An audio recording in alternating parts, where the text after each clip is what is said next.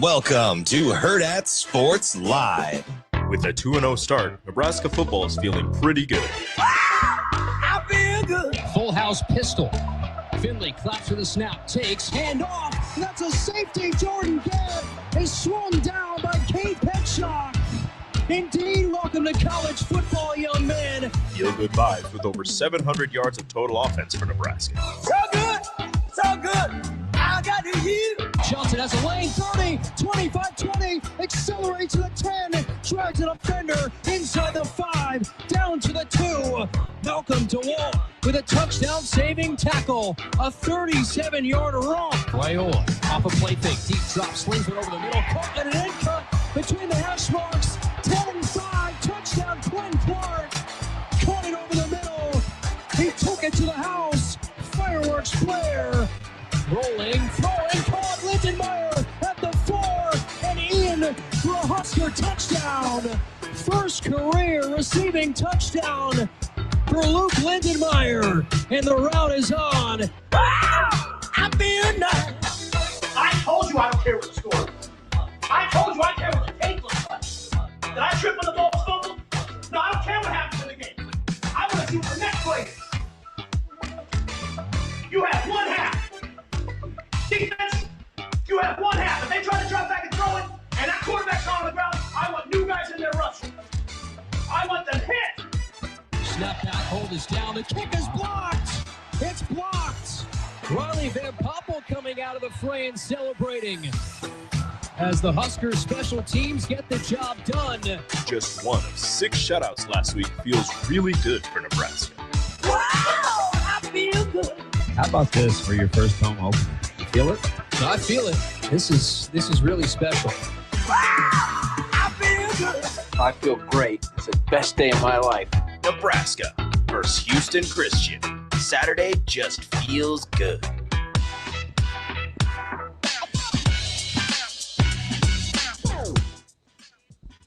Welcome in, Hurrdat Sports Live, presented by Centris Federal Credit Union. That's DB. I'm Ravi Lulla here at Hurrdat Sports Bar and Grill.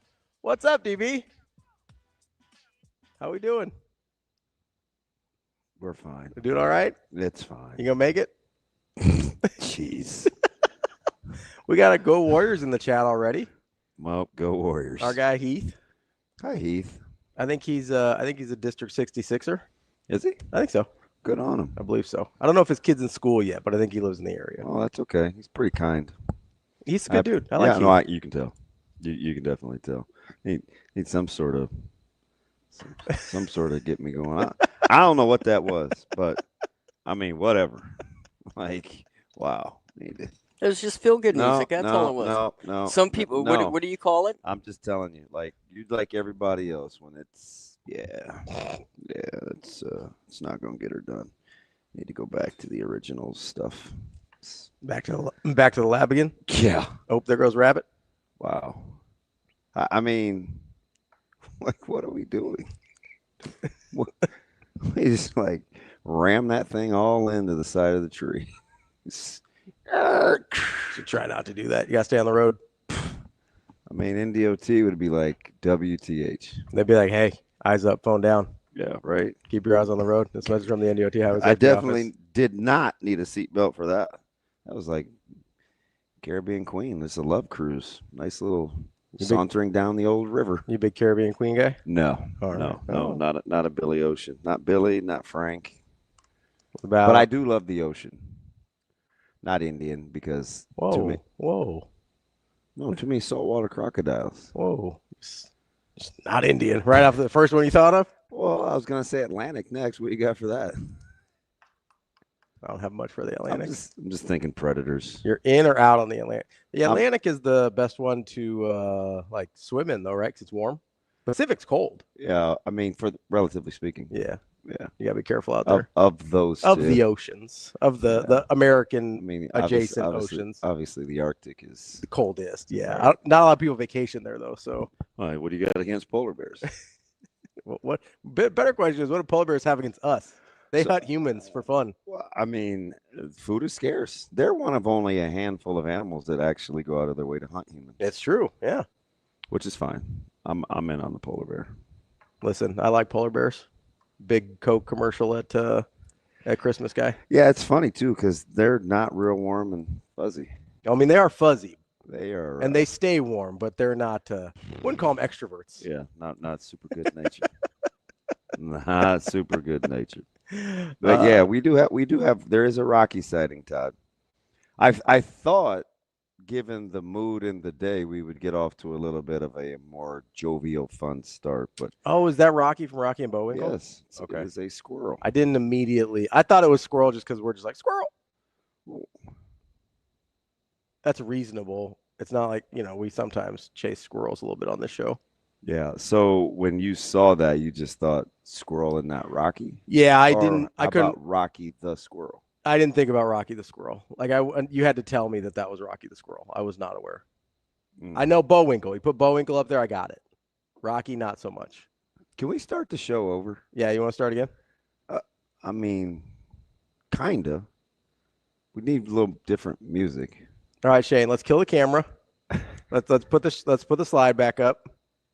I'm serious, Shane. Put the slide back up. Put the Hurrdat Sports Live slide back up. I don't know if he can. All right, and then let's play the bed music, and we'll try again. We'll start all over.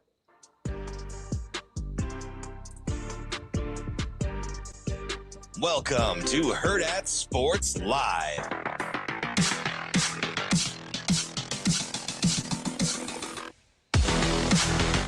Good morning. Welcome into Hurrdat Sports Live, presented by Central Federal Credit Union. That's DB. I'm Ravi Lulla here at Hurrdat Sports Bar and Grill. We got a fight this weekend. That's why we got Rocky and Bud on the stage. Yeah. We got football games. Absolutely. It's a football fight Friday. How we doing, DB? Man, we're good, man. Blessed to be up. We are fantastic. We're rocking and rolling? Yeah, man, we're good. We're good. Saw a heck of a football game last night. They have the easiest two best wins of the season so far. Green Bay's pretty good. Green Bay is pretty good, yeah. Green Bay is pretty good. That defense is everything that I thought it was going to be, and they're going to be a problem. Can I be honest about something? About the game last night? If you're going to get on the white uniforms, No. I liked the white uniforms. I know. You had some sense. I don't know what Matty was on. I don't either. I think you're just being a hater. That's the one thing. We love Matty D. But he does have a couple hater tendencies. Yeah. I mean, so do I. I'm not, super wet blanket, pot, kettle, I get it. But, yeah, he could be a little wet blankety about certain things. No, the fighting whites were sweet. I really liked the helmets, especially. Man. I liked the white Green Bay helmets. They're legit. I teased Jacob yesterday or last week when he said, hey, I'm all in on my forecasting of a Buddy Love. And I'm like, sure, if they could play Detroit sans new coordinators week one every week. Yeah. But I mean, and the Commanders aren't good defensively either, but yeah, I think they tried to get a little better on the defensive front, especially, but they're struggling. No, yeah, they're bad. They're going to have their hands full. Yeah. But shoot, man, Green Bay is legit. Yeah. You just tell the way they play fast. They're physical. They run the ball with some authority. Mm-hmm.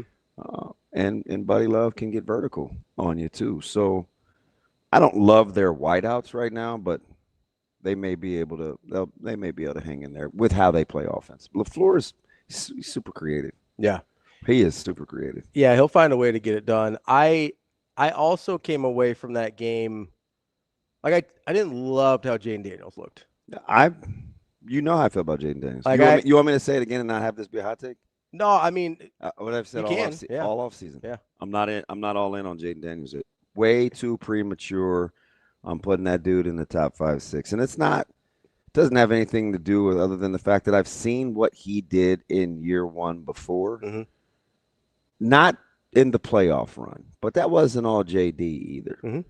Because that's hard for, I was going to say freshmen, for rookies. But there's a lot out there to still see. And now you got tape. So, I mean, I've seen C.J. Stroud before. I just saw C.J. Stroud do this 4 years ago. So, yeah, I'm a little reluctant, especially for all the top tier quarterback talk. Now, he may very well end up being that way.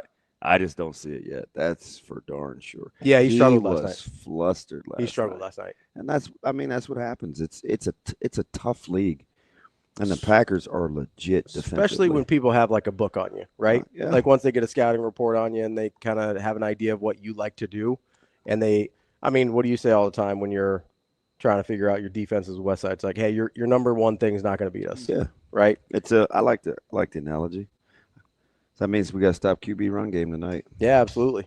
Yeah, he's a good athlete. Millard West tonight, Wildcats. Yes, we do. We'll shut that down and then see what else we got. Yeah, see what they got after that. Yeah, he's a big, strong kid. I'm going to have to ask Mike this later because I don't think you'll answer it. Mike Sautter? Yeah, our guy Mike Sautter. He'll be joining us at made 9. the mistake of calling that guy yesterday on the way to Nebraska City. Oh, yeah? How'd that go? Won't get that 16 minutes and 41 seconds back. Was it about the Jets the whole time? No, but at least 7 times I said, all right, then. Well, Yeah, you got to do what he does when he calls you. He just goes, okay, I'm here, and then just click. Yeah, it was a lot. Yeah. But when Mike's done with the phone call, he's done. So you got to just return that energy. You know what's funny? It is because he was just like at the very, very, very end after like the 7th goodbye. I felt like 2 older ladies that have met for coffee at somebody's house, and there's the goodbye in the dining room, and then there's the goodbye at the top of the stairs, and there's the goodbye in the front of the door, and then there's the goodbye at the porch. Then there's the driveway goodbye. Man, that's. But at the very end, my man was like, he mid-thought. Yeah. He's like, yeah, so I'm just gonna, yeah, okay, then bye. That after all the buildup of the goodbyes, we ended on when he was ready to get off, he was done. Yes, 100%. Yeah, I couldn't hit end call fast enough. Next thing you know, I only had another 27 minutes on my drive. Look at that. See? He was helping you out. Trying to help you fill the time. All I need is a miracle. Big Mike and the mechanics guy. It's Big Mike guy yesterday. All right, so I'm gonna have to ask Mike this because I don't think you'll answer. I'm trying to figure out who's gonna score more points, Westside or Nebraska this weekend. That's what I'm trying to figure out. Nebraska. You think so? Yeah. Nebraska. I don't know. Well, I don't know. You don't think? I mean, I'll take Nebraska. I think it's gonna be close. Really? I do. I think it's hope gonna be you're close. I think it's gonna be close with the number of points that are put up between Westside and Nebraska. Think we're hitting a rhythm? I think so. Also, I saw Miller South did to Miller West last week. Well, I mean, we all are playing for second place. That's what everybody tells me. Last I checked, Westside was pretty good too. We're all right. Last I checked, I don't know. I mean, all right. I'm not saying they're going to get 65 on them, but I think it's going to be. Hey, enough about us. What about Central North? That should be a good one. I think it's going to be a race to see who scores more points. That's all. Central North should be a good one. Right. Central North should be good. There's a couple good ones this weekend. Yeah, did you watch any of the Gretna game last night? Gretna Blair. No, I did not. Yeah. Doc's is kind of funny. He's like settled in. Yeah. Yeah, he's got some funny. Feeling a little better. Yeah, some funny little snippets. Yeah. Well, yeah, I'll have to go back and check it out. Sometimes just fun is good. I like having fun. I'm a big fun guy. Yeah. Shane, I don't. If my mood doesn't change in the next 15 minutes, it's not personal. I just want you to know that. Don't matter to me. I am. I apologize for that. I was just going for upbeat. That's all. Yeah, that was really. And sometimes I don't hit it. Really bad. Yeah, it was a triple instead of a home run, I guess. No, I don't. I feel like that was a backwards K. Looking. So is that like Nebraska going down and not scoring right away? So I just had to. I hope that doesn't happen. I don't want to see 9-0. Yeah, don't put that juju into the universe, Shayna. What are we doing? The who? The juju. Why does he have a shower cap? Is that a shower cap? I think it looks like a Cam Newton style hat. Man. Okay, Micah. I don't know what he's doing. It looks like it looks too like it doesn't look light enough to be a shower cap. Like it looks too substantial. Like it would get wet. Yeah, like it looks like cloth. Doesn't have the material. Yeah, it doesn't have the right material for a shower cap. I don't know what he's doing. Interesting. I missed that last night. I didn't see that either. But I mean, this is the only place in which I don't know. I feel like, are we like low key clamoring for TJ Lateef? I don't think so. I think we just liked him. I'm like, what is wrong with our fam? Like, what if anybody's clamoring for TJ Lateef, they're nuts. I was happy that he looked good.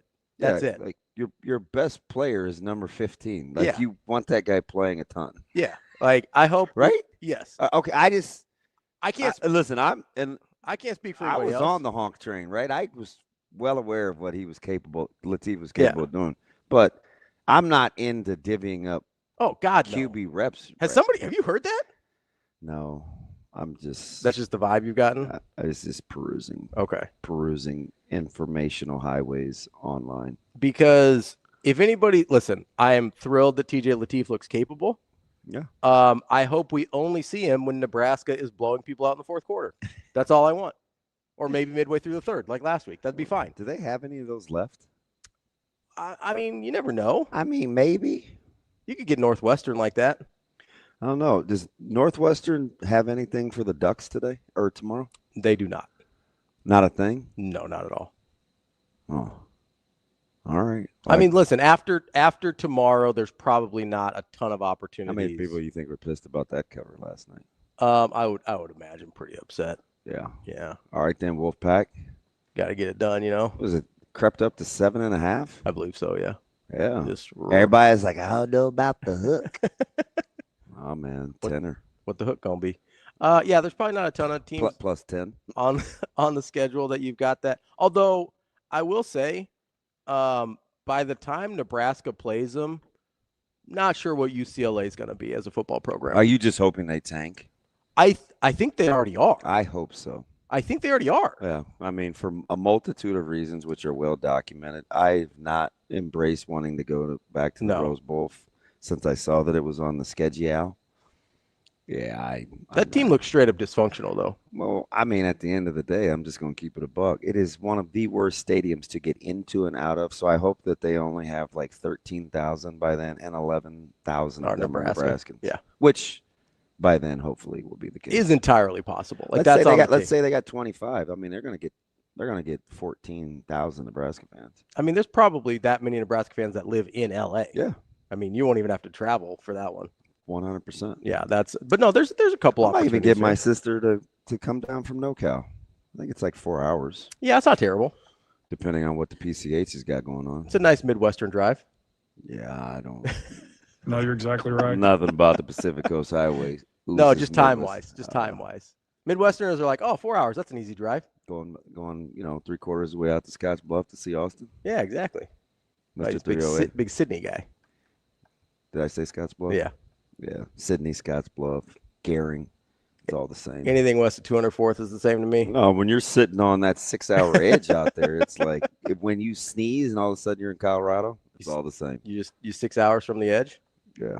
I'm 6 feet from the edge, and I'm thinking. Anytime I can get you to sing Creed, it's a win. Man, anytime. After this morning's first 5 minutes, maybe 6 feet ain't so far down. To this day. That did something to my spirit, Shane. I should not let that happen, but the expectation level is so high. Austin says Scottsbluff and Sydney couldn't be more different. I know what he's saying, but I'm not talking demographics. I'm talking distance. Jeez, Action Jackson, what a snob. Says us Sydney folks would never willingly cross paths with the people of the Bluff. What a hater. Wow. Wow. A little 308 on 308 crime out here. My man gets a new little hairdo, got that thing whipped like butter, and he's just thumbing his nose up at everybody. Bet you can't take that little schoolboy look back home. Like, who's the new city slicker with the fancy hair? Don't touch my hair. Try that in a small town, Austin. Yeah. Where are you going to get that done? Huh? Dr. Girlfriend doing that for you? No, where does the 308 start? Like, where does that area code start? Do you know? Because it's out there by Kearney, right? GI. GI is like the marker. Mm-hmm. Okay. I didn't know how far east it came. Yeah. And it's not even that far. Like, Grand Island's an hour 40. No. Yes, it is. It's like 2.5. Kearney's 2.5. All right, we're gonna Google how normal people drive. I could walk it backwards. Omaha to Grand Island. What do we got? Big money, big money. I got it at 2:16. It's not 2:16. Well, maybe you drive a little more aggressively. It's an hour 44 max. Second exit. Okay. Just telling you. I'm just ask your boy. Who? When we talk to him at 9:40. Oh, Verse? Yeah. Well, the number he says ain't gonna start with a 2. I'm guessing Verse is an aggressive driver. If I had to. How far does it say it's to Kearney? Because it's 2:35. And it's going to tell you 250. I thought it was a full 3. It ain't a full 3. This one says 243 to Carney. So maybe it's right on Grand Island? No. You said 245 to Carney, so 243? No? That's a fair question, though. Yeah. Is that Maddie? Yeah. I'm not excited to talk to him. Why not? What's up, fuckers? He sent me I wanted the email to the reunion, right? Mm-hmm. So I called him, I don't know, 3 or 4 days ago, and he said he's like using my Cox.net email. I haven't had Cox.net since I got kicked off of Curtis Ave. It's like 09. I'm like, at what point did that like register? He said, I don't know. It's a lot of emails. Gave me a 1621. I'm like, now you're just being an idiot. Is that the last time he sent you an email? So yes, and that was his version, which is fine, right? I mean, that's just not what he does. So I was cool with that. So I said, hey, resend it. He's like, okay. When do you think the last day was to quote unquote like register? It's a week from tomorrow against Michigan, right? Yeah. I would have said, so that's the 20th. I'd say like a month out. Yeah, it's July 18th. Oh, geez. Yeah. What do they got to do for 2.5 months? It made no sense to me. That's wild. So I was frantically sending out emails, and I was like, hey, I don't want to be a part of your festivities. I don't need any tickets for my family. I don't need any of that. I don't need to eat Friday night. But what I do want is some gear. Yeah. Is that too much to ask? Might be. It's past July 18th. Considering you couldn't reach out on your own? I have yet to hear back. I'm going to have to make some calls. I think me saying if it's not too much trouble may have been read a certain way. You mean the way you just spoke it out loud just now? Yeah, I don't know if that was in my heart when I typed it, but that is definitely the desired outcome. It's in your heart now. Oh, yeah. It's taking you too long. July 18th? Like, what are we doing? That's aggressive. I mean, you think people traveling across the country and someplace other continents are like, I don't know how far in advance you doing that thing. What if the kids got like Friday night lights or something? Yeah. I think a month out's reasonable. I would have thought. Yeah, we'll see. Should I check the old? Yeah, check the email, see what we got. I'm going to guess I have 0 replies.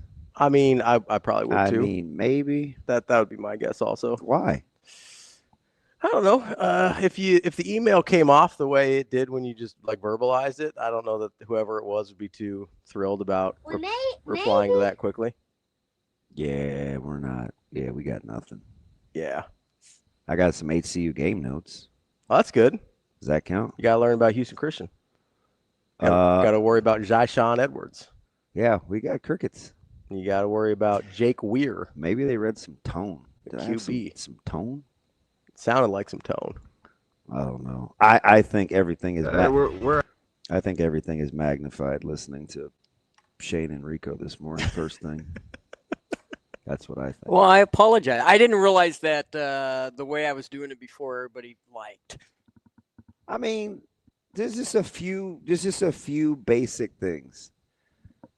Okay, less narrating from the common folk. A little bit better tempo with music and more highlights. I don't want that thing narrated. This ain't some doc. And now, getting ready for Houston Christian, I am such and such with a run from the 7-yard line.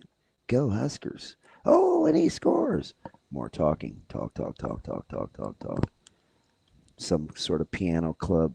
Sit on the keys, seduce me music at some swank nightclub on Boomerang. What are you laughing at? Where's Boomerang? So you think I should at Ray's Club? I'm unfamiliar with Boomerang. Not Boomerang. I meant Shane. Who got shot in the pinky toe? Harlem Nights. Oh yeah, yeah. Oh, Sugar Rays. Haven't seen Harlem Nights. Yeah, I don't think they weren't clubbing that in Boomerang. They were busy working for ad agencies. Like Mad Men? No, more like. Do you know who Eartha Kitt is? Yes. Yeah. Yeah. More like been Strawn J and Big Eartha Kitt guy. No. No. Stop it. Wow. Absolutely not. You all right? You need to take a drink there. You just like It's fine. wash that down. Fine. Well, I was thinking of Grace Jones too, and I was like, strike two. You're out. 2 for 2. Yeah. You should never be thinking of Grace Jones. I gotta look up Grace Jones. To make No, sure. don't even do it. No need no disrespect to old Grace. It's a jump scare. Yeah, well. Does she have hair in that one? Well, some of them yes, some of them no. Yeah. Doesn't really make a big difference. I already feel like I've overexposed myself this morning with my thoughts. I'm just gonna go ahead and reel them on back in. Oh, that's definitely worse than Eartha Kitt. Oh no. Is Eartha Kitt even still alive? No, has not been alive for a hot minute. How many? Guess. Well, she was all raisined up in Boomerang, and that was in the I don't know. I'll go Wilt Chamberlain S. Probably 01. A little later, 08. Okay. Well, it's been a hot minute. Yeah. Hashtag pass. All right, Peter Eartha Kitt. Sorry for the strays you caught this morning. Yeah, anyway, back to Jordan Buddy Love. So we got a fight this weekend. Yeah, I'm so all bias aside, Yeah. I think I'm picking Bud. I can't put bias aside, so I'm picking Bud too. But I'm not going to pretend like it's a. I don't. You're know, better man. at that than I am. Like I have a hard time letting. I'm just picking up on his mannerisms. I'm rocking with Crawford. So you know Chris Mannix? Yeah. So Oh yeah. big NBA, big boxing guy. Yeah. I was listening to a podcast he was on talking about the fight the other day, and the way that he described, he seemed less. Is David joking with me? I don't know. Shane, were Grace Jones and Dolph Lundgren a thing? Or is he talking about Bridget Nielsen being the white version of Grace Jones when she had her haircut? Oh, that's funny. If he is, that's a funny joke. If he is, Hmm. the haircuts are really. That's really. I think funny. that might have just been me being funny. Why are you giving credit to? Well, DJ? I don't know whoever was funny. That was funny. I said it. I know, but if that's what he meant, that's I don't know. Whatever it was funny. Good job, BB. Nailed it. You were giving him credit. What am I supposed to do? I asked. Okay. Out loud. So I said, if that's what he meant, it's funny. If you came up with that on your own, it's funny. I don't know who to attribute credit to right now. I think I left my knife in my car. I know I had to put the screw back in the mailbox. I'm not just driving around with it. I wasn't even going to ask. I mean, between the rubber gloves you keep in the car. I'm down to one box. And you must be active lately. No, I've been doing a lot of cooking. Sure. I'm serious. Okay. Keep my fingers from getting burnt. Just keep your fingers from something. Yeah. DNA. Leaving prints. Anyway, Chris Mannix was talking. I blame you, Shane. It's fine. Chris Mannix was talking on his Your podcast. support means a lot. About the about the fight. We live in a very cynical world, Shane. And one of the things that he said stuck out the most to him about Crawford was that somebody asked him hey, what's his camp like right now? What's his mentality? And he goes, he kind of reminds me of Kobe. Yeah, he's a psycho. Yeah. And that is I don't know that Canelo's got that part in him. He's just willing to go to these super it's not even so much dark, he's just dialed. Yeah. And he can conjure up some things in his mind for motivation of anything in his past, and he can be fueled by it. And his ability to singularly focus is incredible. Yeah. And I just don't think at this stage in Canelo's career, with about as much money as he's about to make, and as already, he's kind of fat cat, right? Yeah. And we talked to Kevin about this yesterday. Hasn't looked great. So, and I get it. You may not have loved Bud versus Madrimov, but that's a heck of a jump for. Also, for Madrimov's super awkward stylistically. He is. That's not a fight where almost anybody's going to look good. So I am. I don't know. I don't know. I'm excited. I really can't get over the thing that Mannix said about Kobe, but I just had a flashback. No, as Grace Jones though, not the Open. And have you seen like Conan the have you seen anything she's been in? I don't think so. Did you not see Boomerang? No. Yeah, there's a commercial that they did for a perfume. Yeah. It's traumatizing. You will never be the same. Never. Like DB after the Open. Never. I'm trying. I don't know what was throwing me more. Never mind. Your support means a lot. You're not about to get me, Shane. The other thing I can't get over, you kind of talked about it there with Canelo, was there's absolutely no way this fight means as much to Canelo as it does to Bud. That's kind of what I'm like. thinking. There's absolutely no way. Yeah. Because this is the first. Like there is Canelo's definitely the most famous boxer in the world. I think internationally one of the most famous athletes in the world. Did you watch the sit down with Max where? And I was praying. I was like, Max, don't do it, man. I hope you got prepped for this. Don't do it. But he inevitably brought up the reference to the good big man versus the good small man, which infuriates Terrence to no end because it's simply not true. And so what did TC do? Went through a litany of smaller guys that moved up to beat big guys, just rattled off like 5, 6 in a row. And he's like, and he asked, this is how you know he's kind of pissy, even though he rocks with Max. He was like, who started that? Like, who said that? Where'd that come from? Yeah. Awkward pause. TC was like, no, I'm serious. Like, who started that? Max was like, hey, man, I don't know. I don't know who started that. Like, that's the kind of stuff. It makes him mad. It truly makes him mad because the thing, and I keep saying this about Terrence, one of the things about him is his reverence for history and the fight game is at a super high level. His Rolodex of iconic stuff, he can just rattle off stuff from boxing history-wise like nobody's business. So sorry, go ahead. No, I forgot what I was going to say now. Oh, my bad. So the one that sticks out to me the most that I think might be the most applicable, but you'll know it better than I do, is Sugar Ray Leonard versus Hagler. Yep, he brought up Sugar Ray. How he brought up Sugar Ray, brought up Pacquiao, he brought up De La, he brought up B-Hop, he brought up Floyd. Yeah. So the reason I brought up Sugar Ray is, do you remember how much was that jump that Sugar Ray made? So that would have been, Marvin was light metal. That was gonna be 15, 16 pounds. Okay, so pretty close. Yeah.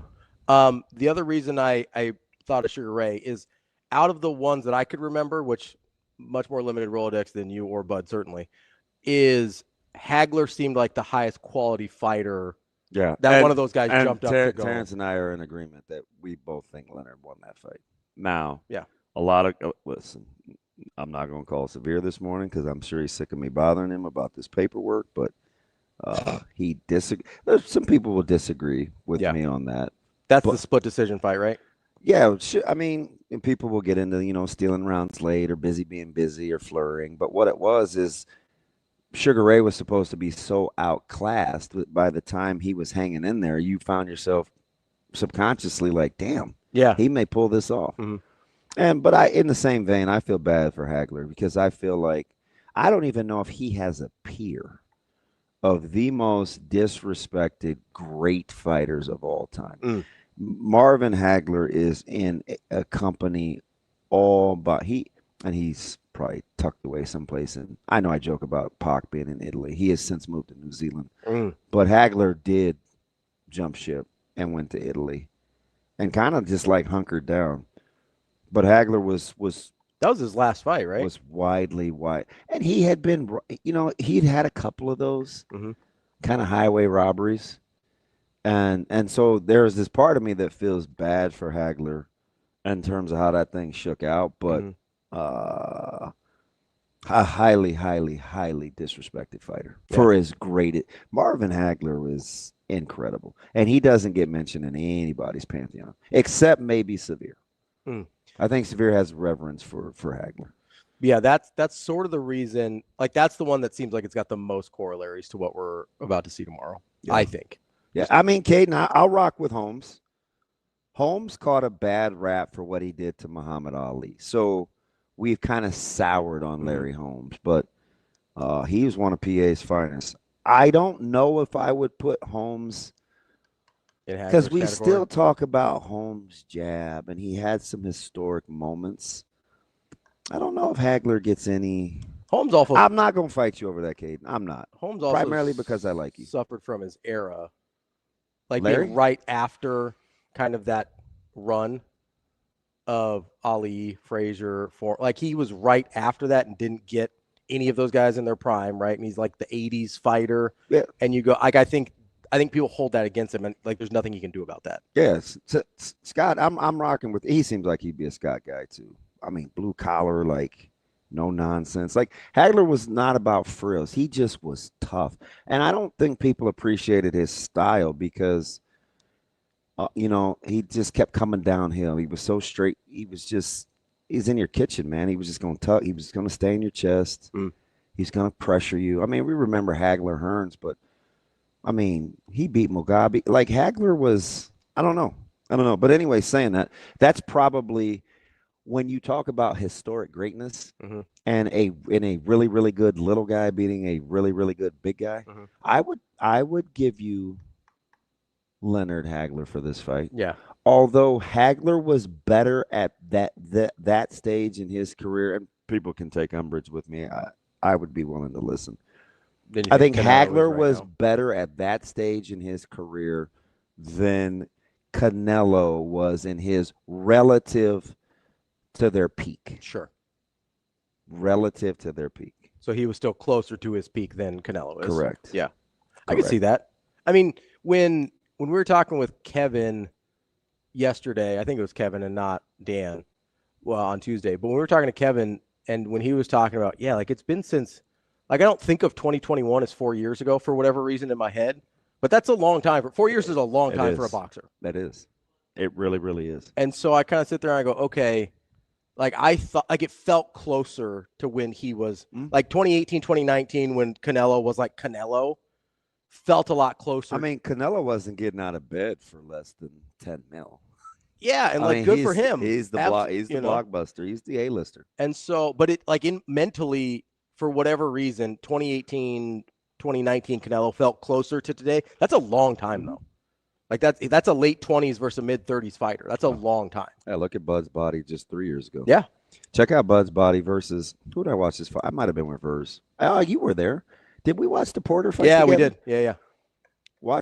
Wait till you see. I got a picture. Wait till you see Terrence tomorrow. I couldn't believe how he looked on social media. Now he looked. I don't know. He's not starched, but he is. He does need to hydrate. But I'm like, fudge. So what I thought was interesting. I think Mannix brought this up yesterday too when I was listening to that podcast.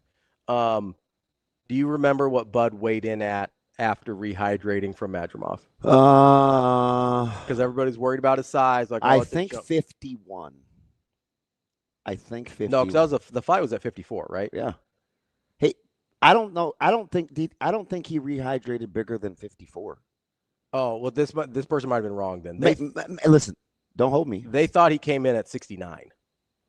That sounds way heavy. It sounded heavy to me, but if that was the case, I was like, okay, if that's the case, that's interesting. Then you really can't be worried about this weight. If that's true. I didn't go back and fact check it, but if that's true. 69 sounds heavy. Yeah. It does. For him. Even though he'd walk around in the 70s. Yeah. For that fight to rehydrate another 50 doesn't sound Bud-esque. Okay. Because he took it down to the wire, not to the wire, but even in July, he didn't really know how he wanted to stack the weight. He was just going to see how his body responded, right? Because he's got a really weird protein diet. Yeah. Right? He doesn't eat pork, and I don't even think he eats beef. So it's just like chicken and fish? Yeah. Yeah. So I'm pretty sure he doesn't eat beef. So he was a little more intentional this time around, right? Like instead of just like seeing what his body did. I mean, he's got his. Yeah, I'll be curious.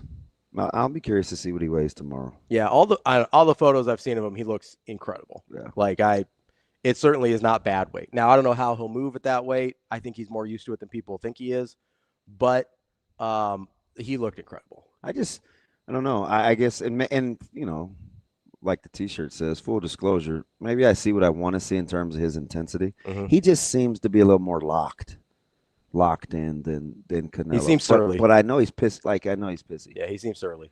So, you don't have to worry about that. Listen, I'll take it. I'll take a pissed off bud because that man likes to hurt people. Yeah. I hope it's the styles make fights. And I was listening to Roy Jones, who I don't. Canelo will punch with him, though.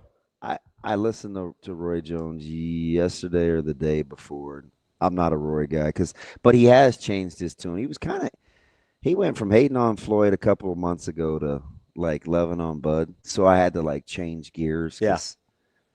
I didn't like what he was saying You're about a big Floyd guy. I am. Yeah. Roy is not. Right. But anyway, they have their own deal. Yeah. He thinks that Canelo can only win that fight fighting one way. Now, he didn't really say what that one way was specifically, but he said Bud could win this fight, about 6 ways. He said he's always going to take the guy that has more ways to win.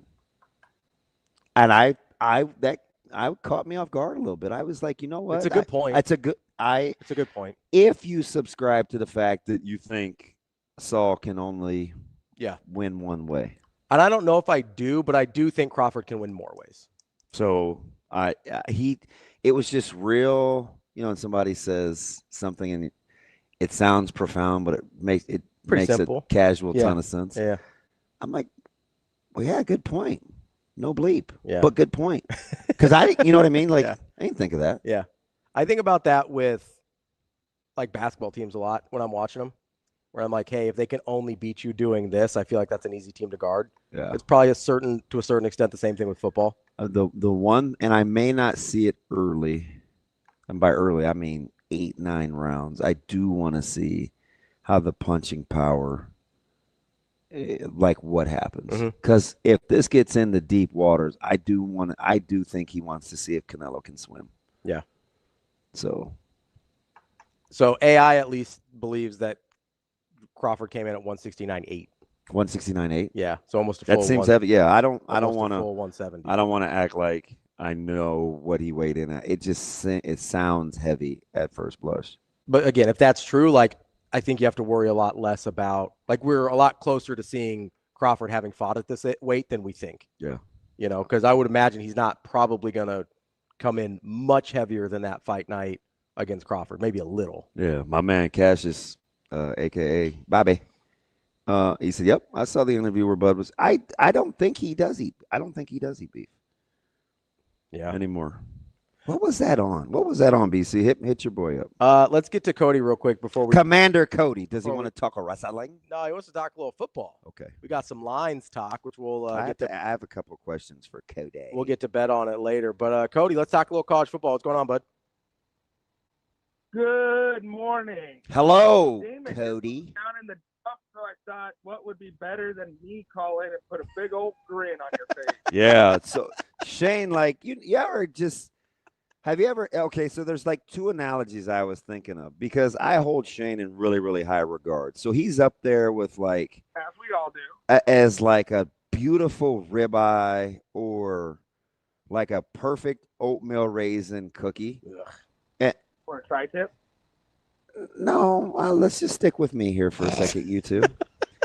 And somebody used a gas grill on the ribeye or gave me a warm glass of milk with the cookie. Like the whole thing just got ruined.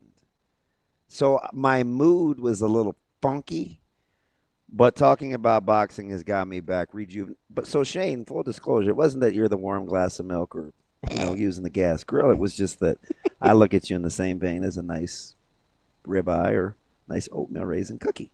Your support means a lot. Cody, I got 2 questions for you before we get into college football. Okay, I'm listening. When is the last time you remember 2 wrestlers on campus that have yet to be admitted to school that had the names that were the caliber of Bo and Melvin? Ridge had that coming in, but that wasn't. Who'd he come in with? Exactly. He didn't come in with really anyone. I mean, these guys are just bebopping around getting a tour, and I was like, welcome to the big time. Yeah, they were on, what is it? Dave Pearson, 93.7 The Ticket. Dave. It's so fitting that you mispronounced his name. It's another D word. It's Derek. Derek. Yeah, they were on their show. But I'm sorry, I'm unfamiliar. No, I'm just kidding. No free advertising, Cody. Yeah. Otherwise, I know Penn State does it all the time. Didn't I text you that he was getting the royal treatment from Troy? Yeah, and I was shocked because that was 2 hours before kickoff. I was like, "What? Damon, aren't you on our pregame show right now?" I was floored. They just come traipsing through the studio, and I was like, this thing is like Fort Knox. What are they doing? Yeah. And then when Coach Manning stopped in, I was like, then I melted. You're like, Coach. Oh, stop it. Coach. Let's stop. Wasn't that bad? Yeah, I bet it was. You love Coach Manning. The royal treatment, and I'm just. It's fine. All right, Cody, let's talk college football. Ravi just made me mad. He said I melted. I didn't. Freaking hate the Wizard of Oz. No. Stupid. Damon don't melt. Team jack off. He's unflappable. Exactly. Back to being tough. What's your second question? What was your question? You called us. My second question was. How do you subscribe to?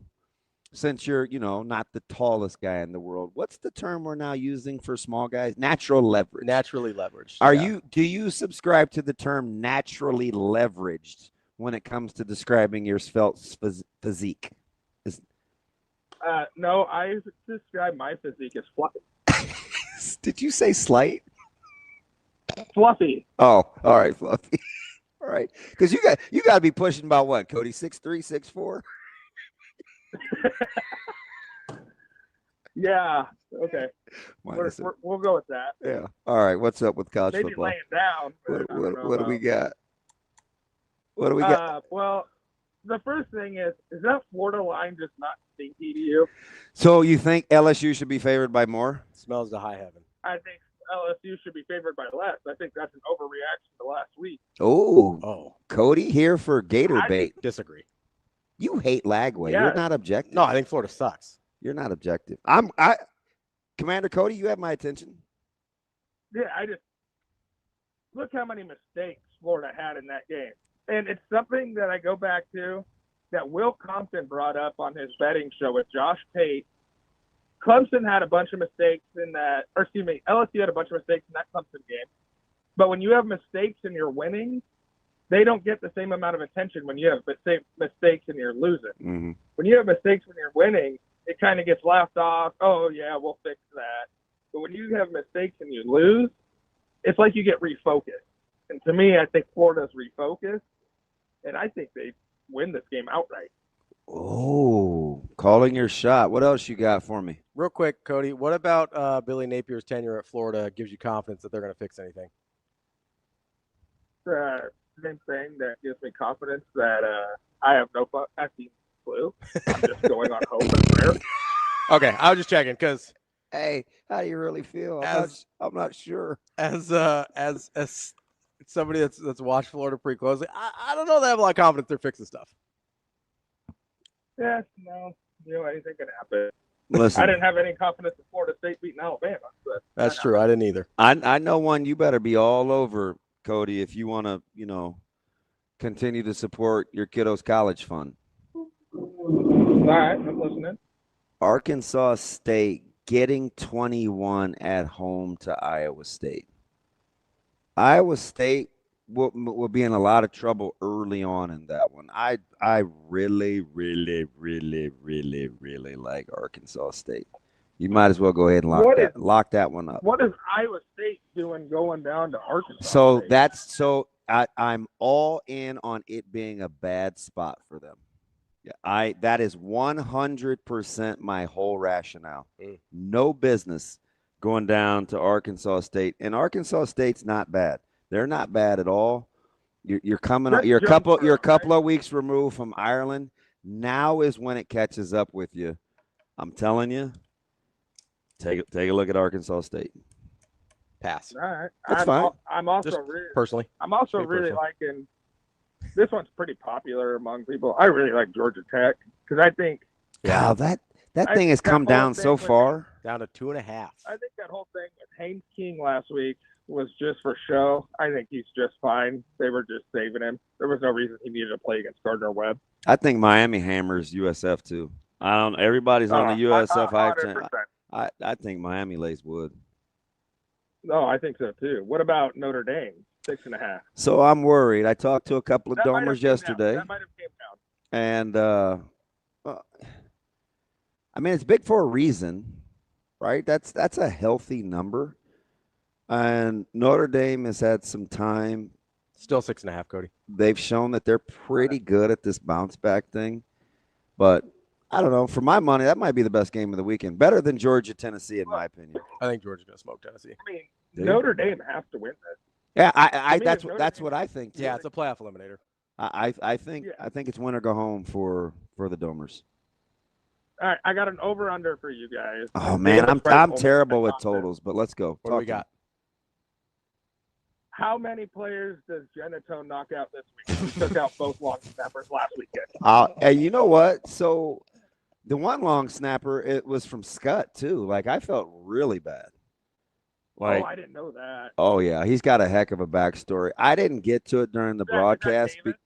I didn't get to it during the broadcast because he got sleepy so quick. But man, I'll go with 1.5 because that's special. They're going to get one in special teams this week. That's my bold prediction. I asked Ravi, is Nebraska more apt to get a defensive touchdown, a scoring offensive play of 65 plus, or a touchdown in special teams? 2019 is the last punt return. 2017 is the last kick return. Oh, you just had that on the old Rolodex, huh, Cody? Not yeah, bad. I tweeted it out the other day because I think it changes this year. I think they get one of each this year. All right, buddy. Enjoy the rest of your day. All right. Hey, Damon. Yes. Fuck her up, buddy. It's a good Friday. And you have Mike Sautter in today. And Mike Sautter depressed me yesterday on my drive down in Nebraska City. I'll snap out of it. Sautter called me yesterday on his way to Gretna, and he was he must than a chipmunk. Listen, you're a lot better person than I am, Cody. I bring the worst out in him. He was going through the old Rolodex. He must have been driving a lot yesterday. Well, I don't know. You guys also had the Steelers Jets this week, so I understand. You know what? He miraculously did not bring that up. I'm stunned. I wonder why. I'm stunned. I know the first thing you're bringing up today. I try not to be that dude with him. I don't know. I'll gauge his mood early and see where he's at. If he's kind of salty, I won't push it. Ravi, if Damon gets down again, just give him a little throat punch or something. That'll get him going. Jeez. Is that the reset button? Thanks, I didn't know that. That or the yeah, exactly. Hey, you guys have a great weekend. Thanks, buddy. Thanks, Cody. How about not on the throat punch? Yeah, I'm not a big throat punch guy. No, that's the best, though. You know? No problem at all. Go Big Red. People want to ride. I think you're a serial killer. It's not true. I got the knife in my car. Oh, I'm down to one box of rubber gloves, and a throat punch is the best. Listen, man.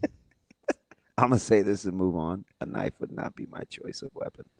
You told me that you would prefer. I knife said over it's a, more. over a gun. Okay. Because it's more personal, but it's not. So what's your go-to?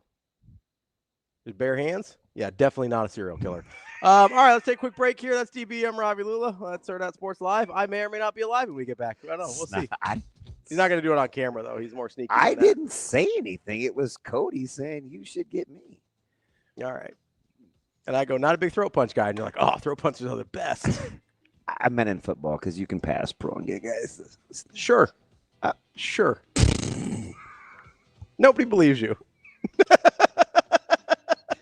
Tough crowd. We'll be back. More Hurrdat Sports Live.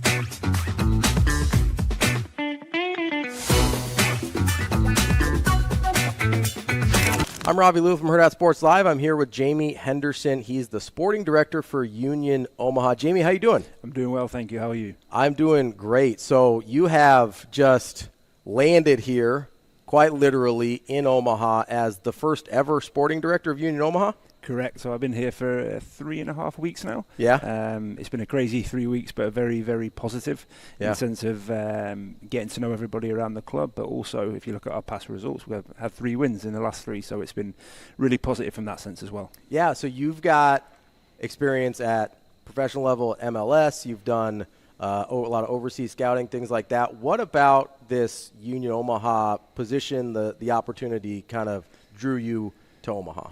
Yeah, it's like I've talked about before, I have connections with Omaha. Going to Bellevue University and studying there for 4 years and being part of that soccer program. I knew what the soccer community looked like in Omaha, and it's so passionate. We've got lots of good soccer players within the state. It's becoming one of the biggest sports.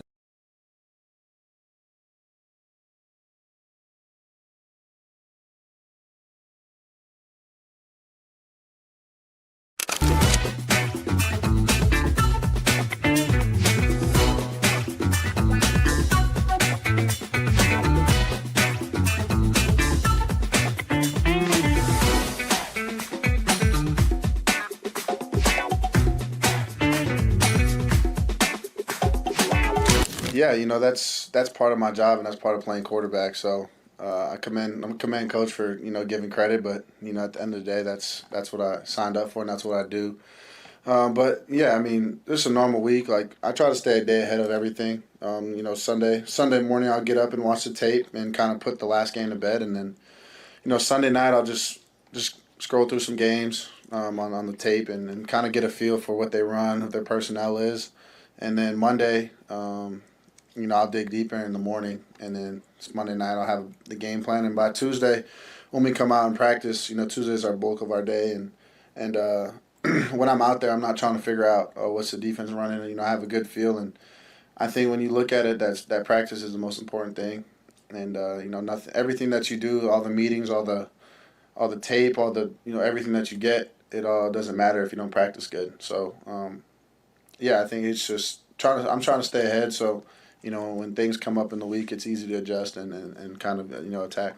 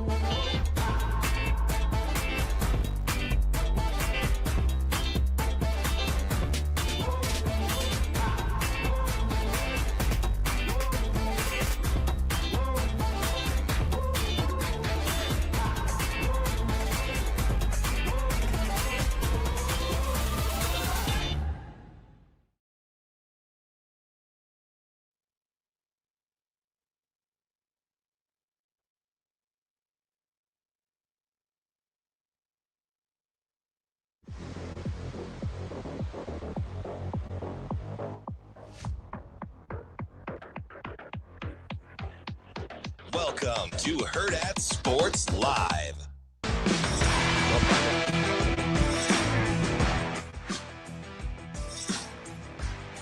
Welcome back, Hurrdat Sports Live, presented by Centris Federal Credit Union. That's DB. I'm Ravi Lulla, reminding you if your car gets into a little crash like the start of our show did, there's only one place you can go. You keep dragging it and out. that is Dingman's Collision Center. Dingmans.com is where you find all the information you need. You can learn about their products, their services, their 4 great, convenient Omaha area locations, as well as their cutting-edge technology that they've invested in and the ongoing training they give their team to make sure every repair is done safely and to the highest standard. Voted first place best of Omaha for 20 straight years for a reason. It's Dingmans.com. DB? What do you want? It's time to get this show started. I don't appreciate for the third time. You dragging me down again. I'm not dragging you down. Dragging me down. Imagine Dragons. Big Imagine Dragons guy? No, I don't think. You are. I do know one of their songs. You are a big Tim VERGHESE guy, though. I am. Our guy from inside Nebraska. Tim, what's going on, bud? Hey, how we doing? Good.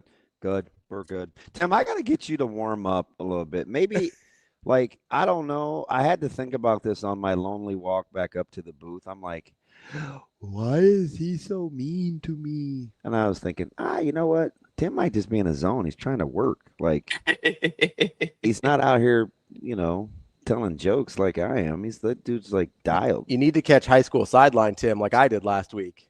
Is high school sideline, Tim, looser than Saturday? Get all the good recruits, Tim. What's the difference in that, Tim? Yeah, I mean, I think Friday I'm just a little looser, just because I have one thing that's on my mind, which is evaling, and and then at the end of the game I got to do my interview, but that's nothing, but evaling, and then game day. It's just there's a billion things. It's last week I was taking pictures and I'm dealing with recruiting and trying to make sure I'm on top of things and making sure it's like, hey, I know what I'm looking for in this game, and I also have, so it's just there's a lot happening on Saturdays versus Friday nights. Yeah, it's like, I don't know. I mean, at some point, it's just gonna be me. Like maybe it's just me. I'm kind of light. I'm kind of light in the studio, and people look at me sideways. I think maybe I'm beginning to think it is just me. Although Benny Mac, he rocks with me. Like he can be good natured too. Everybody else is like, it's game day. Get your ass in gear. I'm like, let's like. I don't know, man. I walked back under the ropes to get off the field after I saw you TV, and I was like, damn, man, maybe he doesn't like me. Gotta lighten up.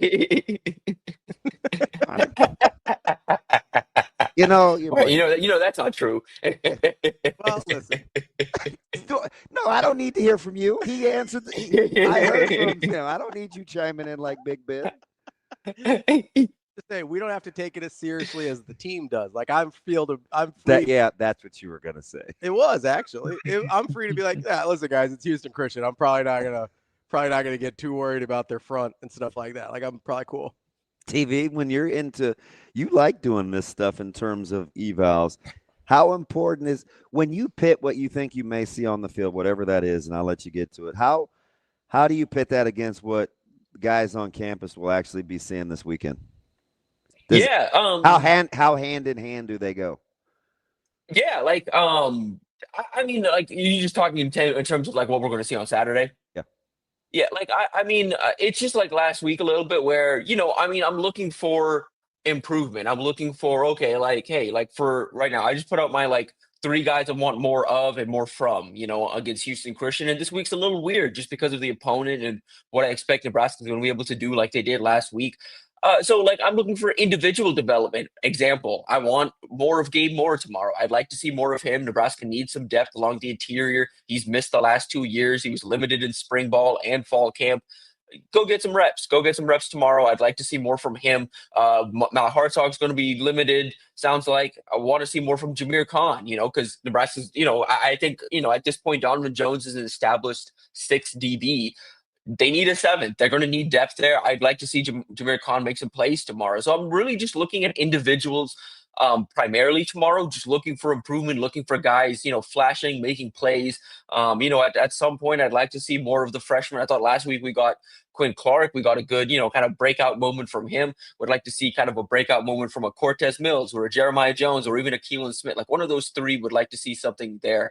And then from a unit perspective, I mean, Houston Christian's run game is going to challenge Nebraska. I would caution Nebraska fans from reading too far into the results like they did last year, when Northern Iowa, gashed Nebraska. It happens. It is just a match. But I am looking to see kind of how this defense reacts to what Houston Christian presents up front, what this offense does, maybe if they're caught on their heels, or defense does if they're caught on their heels at times on Saturday. So it's just like marginal little things, but I'm trying not to read into and make overarching hey, someone performs really well. I'm not going to read into it and say, hey, Nebraska has a new breakout star or anything. It's Houston Christian. I think there should be a little bit of keeping in mind who the opponent is, what's ahead for Nebraska. But it's a good opportunity to build some confidence and get this thing like fully functional and up and running before Michigan next week. So I thought the Jeremiah Jones pick was interesting, and you kind of mentioned him in the same breath as like a Keelan Smith and Cortez Mills Jr.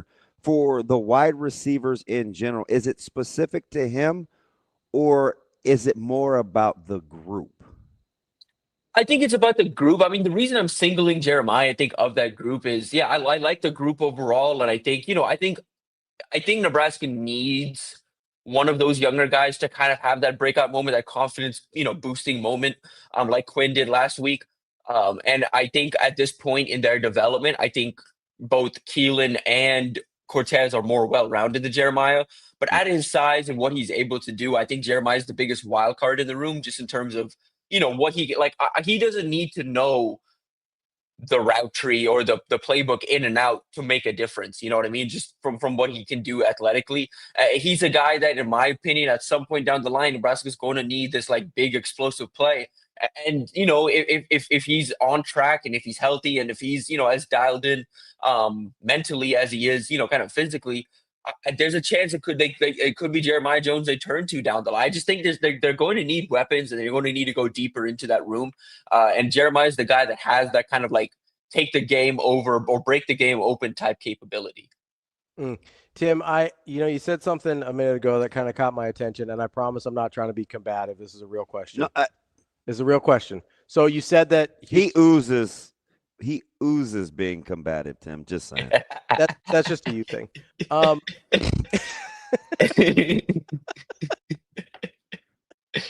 You said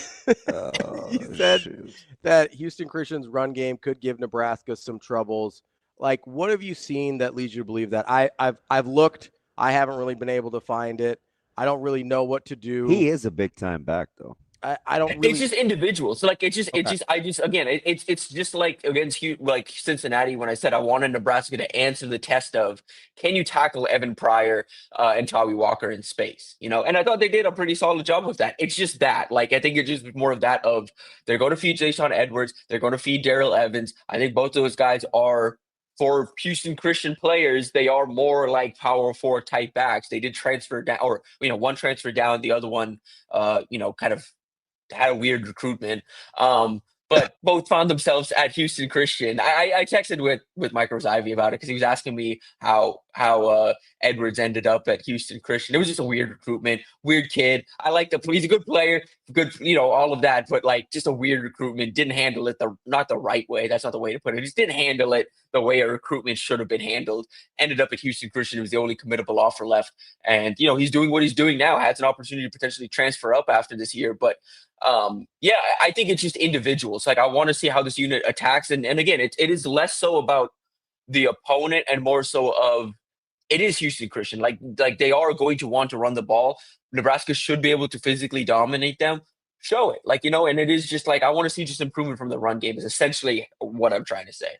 So this is interesting because I know Latif is on that list, and I was teasing Ravi earlier, but I was not. I was like, this has got to be the only place where we're interested in how quickly we can get the best player on our offense off the field to see someone else. And that's just me being sarcastic, but I kind of get the backup quarterback thing because if the season does get derailed somehow, it would probably start with injuries. Mm-hmm. So if you're thinking along that line, is Latif the next logical choice to want to make sure that you're as ready as you can be should something happen? Yeah, I think so. I mean, like it's the way the staff kind of looked at it this offseason, or this spring specifically when they moved TJ above Gramstad. It's like, okay, listen, in a probably short area, if Dylan were to miss a game and Nebraska just needed to kind of ride out the rest of the game and win that game, they're up by 2 scores and they just needed to kind of have someone in there. Gramstad could do that perfectly well. And if he really needed to, he could probably score and lead a scoring drive and lead Nebraska back if he needed to. I just think from what they've seen from Latif from the spring into fall camp and as he's continued to progress and dive into the playbook, they feel there's a guy there that it's not just that there isn't like much of a drop-off. This is a guy that if Dylan goes down or if something were to, God forbid, something happens, knock on wood, Latif can come in and can elevate the offense and give them opportunities to outperform. It's the old truck and trailer thing of as a quarterback, are you a truck? Are you a trailer? Are you carried by the offense around you, or can you carry the offense? I think Dylan can be the truck. I think TJ through one game has already shown he can kind of be that too. He has the traits to be that guy. And I don't know if there are any Graham State is more of a trailer. And there's nothing wrong with that. You can be, especially in a Dana Holgorsen offense, you can be uber productive. You even make the NFL by being something of a trailer in an offense, But if you can be a truck, that just takes the offense to a whole new level, and it gives Nebraska an opportunity where, if something happens to Dylan, we can still win Big Ten games because we have a difference maker at the quarterback position. Tim, as you're looking at the defensive side of things, and you mentioned Gabe Moore, which I'm still sort of just fascinated about that didn't practice until Tuesday and then actually looked pretty solid against Akron. What are you looking for out of the linebackers? I think that's the only group we haven't really talked about on the defense yet, because you talked about Jameer Khan and the defensive backs. I think there's, at least me personally, I don't want to speak for anybody else, there's a part of me that's waiting for the linebackers to start popping a little bit more in terms of kind of making some splash plays, because I like some of those guys. I like Javen Wright. I like Vincent Shavers. I'm wait and see on Watson Trent. Is there a party that's waiting to see a little bit more from them? Yeah, a little bit. I mean, it is just kind of feels like something where what this defense is asking them to do compared to last year. Their eyes need to be better. They need to be kind of on it from a reaction speed standpoint. And they were, to the guys' credit, John Bullock and Mekhi Bear were triggering pretty quick last year. And Javen Wright, when he was in, was doing assignment sound. I think this year, some of the issues you've seen is, sometimes I noted it in my story this morning, hey, Shavers, it's a little bit inconsistent in how fast he's reading and reacting, how fast he's triggering, how fast he's, kind of filling his gap and where he's at. I want to see more assignment sound football from them. I'm not looking for them, I think, tomorrow. I'd like to see more splash plays, sure, but I just want to see more assignment sound football from that unit tomorrow, because they're going to need to be a lot more assignment sound against Michigan and, moving forward into conference play. I'd like to see more splash plays. I think Shavers is the guy that, continues to be Nebraska's most explosive, maybe arguably Nebraska's most explosive kind of defensive playmaker. Need him to make more plays. I kind of want to see a little more from Watson Trent specifically. I think he's a guy that is starting to kind of settle into his role a little bit as this, maybe not the linebacker, but a guy that, is coming in and providing quality cleanup snaps. A little more from him, a little more from Shavers. Dawson Merritt, I thought, had some nice flashes last week. Would like to see him kind of pop. And I think the progression through this year has been fun.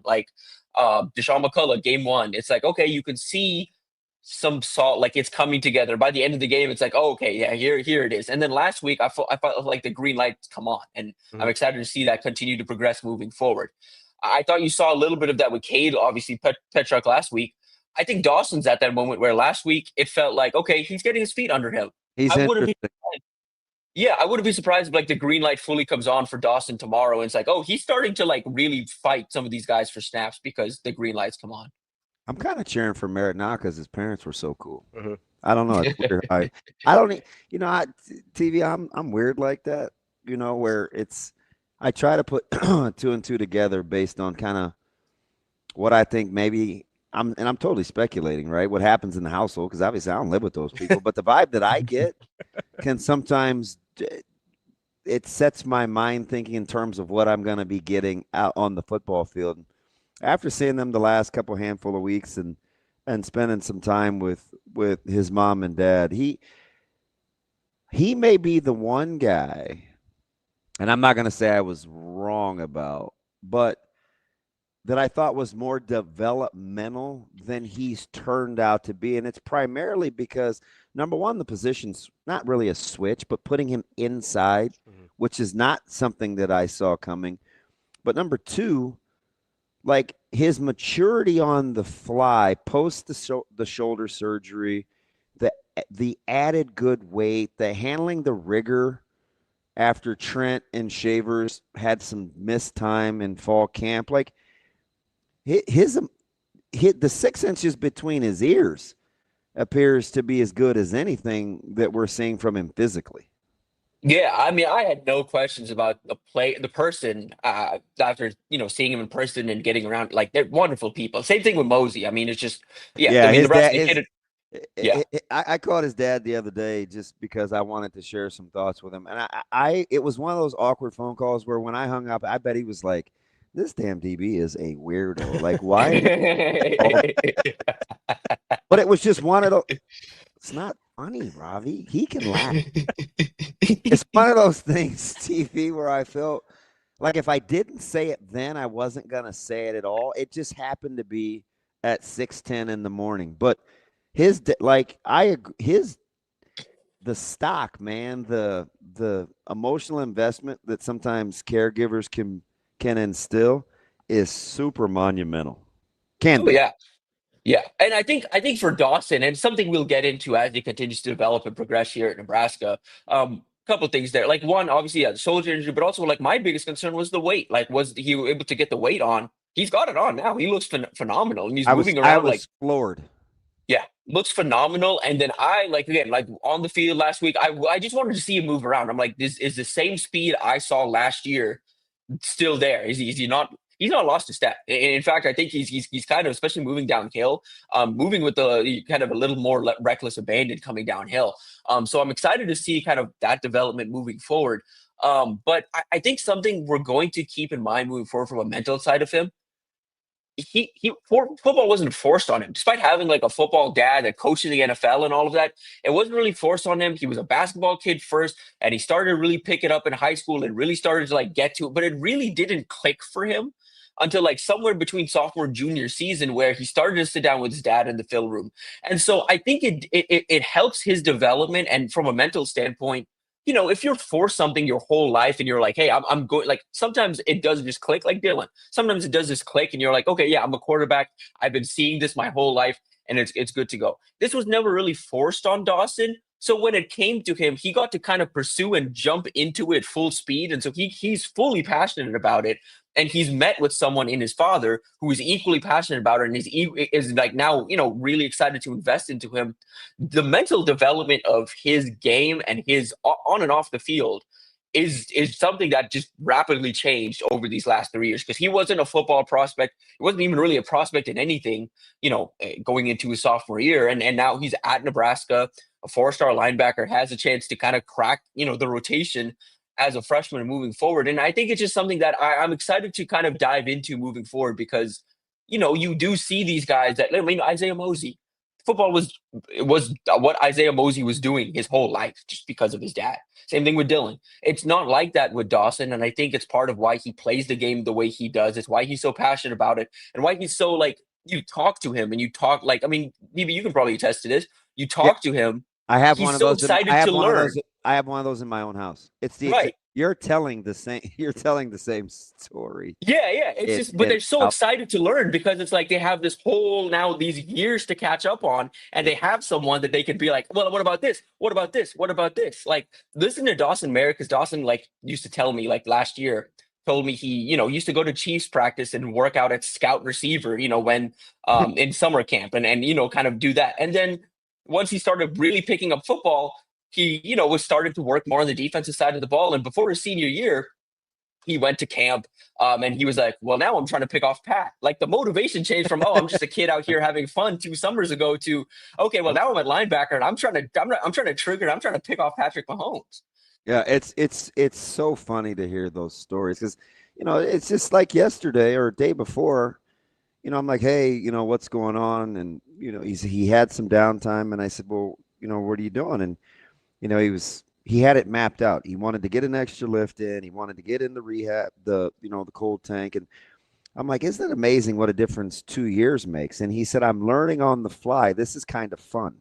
Right. So it's like you spend all this other time doing other things and having your attention split, like what you're talking about. And then you start to see the gains of just investing on the fly. So you want more, right? It's like the natural curiosity of playing catch up is kind of been the driving factor. And it's weird too, because they're really good friends, right? They spend a lot of time with each other. Having said that, let me go to a different position, TV, that I'm curious about. because we're referencing the weight gain and training and guys being invested, and obviously Corey Campbell and that crew and Kristen, well documented on their level of importance. There's a couple of body types that interest me in terms of their development. It's guys like Gabe Moore. It's guys like Lafotu. Yeah.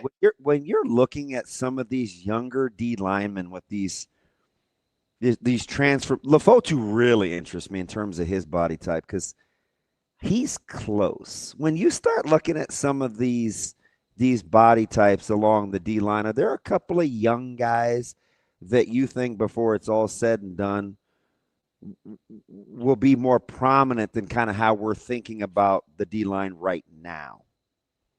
Yeah, Moore is a weird body. Like, and if y'all have been around practice, like you see the upper body and you're like, okay, pretty solid. Then you just kind of keep moving down and you're like, oh, okay.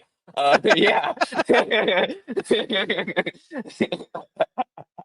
But it is something where, like, hey, in what Nebraska kind of needs right now on the interior, he is one of those like stout interior bodies that can eat up space and hold his, kind of hold that gap, hold that blocker, and do that. And Nebraska kind of needs some of those type of guys. He's one that intrigues me, just because of what we saw, because he looks completely, and I'm about to say about another guy, he looks completely different than he did at Louisville High School in Mississippi. He was a 6'4", 250-pound edge rusher there, that played, with pretty impressive power, and a motor. And so if those two things are translating to now that he's, 6'5", 295, I'm excited to see that progression. And I think Nebraska saw something there. Nebraska didn't, I would be curious at some point to get, a true honest take on what they saw and more out of the portal, a guy that didn't play for 2 years, that is changing positions, that's been dealing with, a unique kind of injury. And now he's at a point where, he's at the interior and all of that. So he's not what I expected. I kind of, when Nebraska added him, I thought he was going to be more of a defensive end jack type. I thought the same thing about Jalen George, who is now, it looks huge. Like the first time I saw Jalen George on the practice field, I was like, wait a second, is that Malcolm Simpson? Because Malcolm Simpson wore 90. And no, it's George, who is now, still a sawed-off kind of pass rusher, but he's closer to 290 and more of an interior body. And I thought what we saw from him against Cincinnati, there were some encouraging flashes there. I was surprised we didn't see more of him on against Akron. So he's a guy that I think is going to factor into that interior moving forward. But those two specifically, and Sua, those three, what they came in as and what they were expected to be, I kind of thought, hey, kind of sawed off pass rushers, jack types. And then Nebraska saw something else and said, hey, these guys can hold 30, 40 more pounds than they currently do and still move around well. And they did that. They added that weight onto those guys, and now they are where they're at. I'm intrigued to see kind of what this looks like moving forward, how, these guys adapt to the additional weight and how they settle into their roles. I think George in particular, I like the way his overall body looks right now he's carrying the weight well. More, it's one of those things where I don't know where the body moves from here, but you can see a role for, hey, he looks a little weird, but you can see a role for a guy like that along the interior. And at this point, Nebraska just needs guys on the interior specifically. Nebraska needs guys that can hold space and free up, their edge rushers to get after the quarterback. I think they have, at least in theory, they have those guys right now that are starting to get those reps and down the stretch should be able to be more comfortable once we get into October, November, to play serious rotational minutes. And if something were to happen, could step up into bigger roles if needed. I got Nebraska's not going to get enough. They won't get credit for his development because he's highly touted out of high school. They got him out of the portal. But I think his evolution, just watching him from spring to what he's done in the weight room to how they're using him now, and he's just diversified his game. Boy, if Nebraska wants a portal development poster child, it's going to be Deshaun McCullough. Yep. Listen, TV. This dude's game has grown so much since he's been in Lincoln. And it's not just the frame and his commitment to the strength and development portion.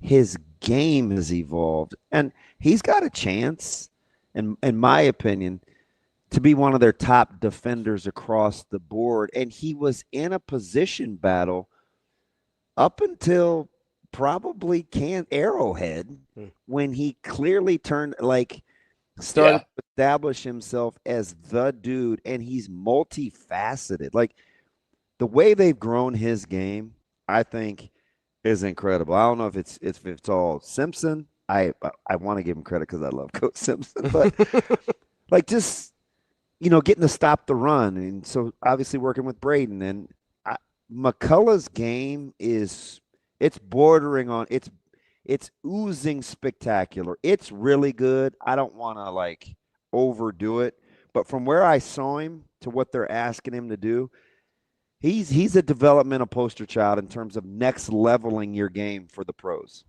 Right. Especially what I thought when he joined the program and they talked about moving him to Jack and all that, I initially, and even as we got closer to the season, I was like, okay, well, especially early in the year, I think we're just going to primarily see him in this pin your ears back, get after the quarterback type setting. But nope, he's fitting the run, and he's reading and reacting, and he's triggering, and he's moving all over the place, and they're asking him to do a bunch. And I think go back and watch the Indiana, because Indiana was the last time he was playing this close to the line of scrimmage, because he didn't do it in high school either. He was a safety in high school. Oh. Mm-hmm. And at Indiana, my mind is spilling in the run game against. Yes. That's not for the faint of heart, and that's not what he did. That's not a natural movement for him. That's just not it's something that has to be one taught and repped again and again. You have to have some stones. You got to commit to that. Yeah. Right? Yeah, exactly. And I think the most impressive thing is you go back and watch the Indiana tape, and I think he had 5.5 sacks that year. He doesn't really look like he has a pass rush plan. No. He's either unblocked, or it's height, weight, speed, just beating out, just quick trigger off, he's got pass rush moves. He has a plan snap after snap for how he's attacking. Mentally, he's so much further ahead than where he was 2 years ago. And this isn't a guy that has been just kind of sitting and developing. Yeah, it's not like he didn't have tools, but I'm telling you, man, Nebraska has helped next level him. Right. The tools. Yeah, he's been playing in go look at what Kendall Daniels is doing at Oklahoma, against Michigan last week. That's what Deshaun McCullough has been doing for the last 2 years. He's been playing safety. He's been playing in space. That's not what he's asked to do now. But it's come along so fast that I thought, and again, I was validated in again texting back and forth with Rose Ivy and just being like, hey, I feel like the green lights come on. I feel like it's there now. And he said the same thing. I think Michigan's going to be hey, breakout opportunity, because Rose Ivy sees it too. There's a weakness at Michigan at left tackle. Their edge. Well, we'll get to Michigan next week. I don't. People laughed at me, but I've got one eye on Central Michigan tomorrow at 11. No, yeah, they and it's just, if Andrew Babalola, the freshman left tackle out of Kansas City, if he was playing, they'd probably be better, but he tore his ACL preseason, so now they're starting a guy, Evan Link, who is just not very good. It's fine. He's fine at left tackle. I wonder, again, not Michigan week yet, but since we went there, I don't know how explosive they are outside the numbers either, given how they want to utilize Underwood. That evolution has to happen in a hurry if it's going to be something that they're going to, you know what I mean? That they do this year. Yeah, no. Again, we're 2 weeks into it. So again, it could change tomorrow, but I'm going into this game. I'm okay, I think Nebraska's secondary can play man and be fine against Michigan. I'm not really, I don't think a single weapon of theirs specifically concerns me relative to Nebraska. I will say Marlon Klein worries me. The tight end 17. And Nebraska has been a little listen, good tight ends are hard to match up with. They have matchups. They have Javen Wright. They have Deshaun. They have bodies that can match up. I'm just curious to see how Nebraska does it. But you're right. I think Nebraska's biggest question against that game, as we're going into that game, is going to be, can they stop Justice Haynes and Jordan Marshall?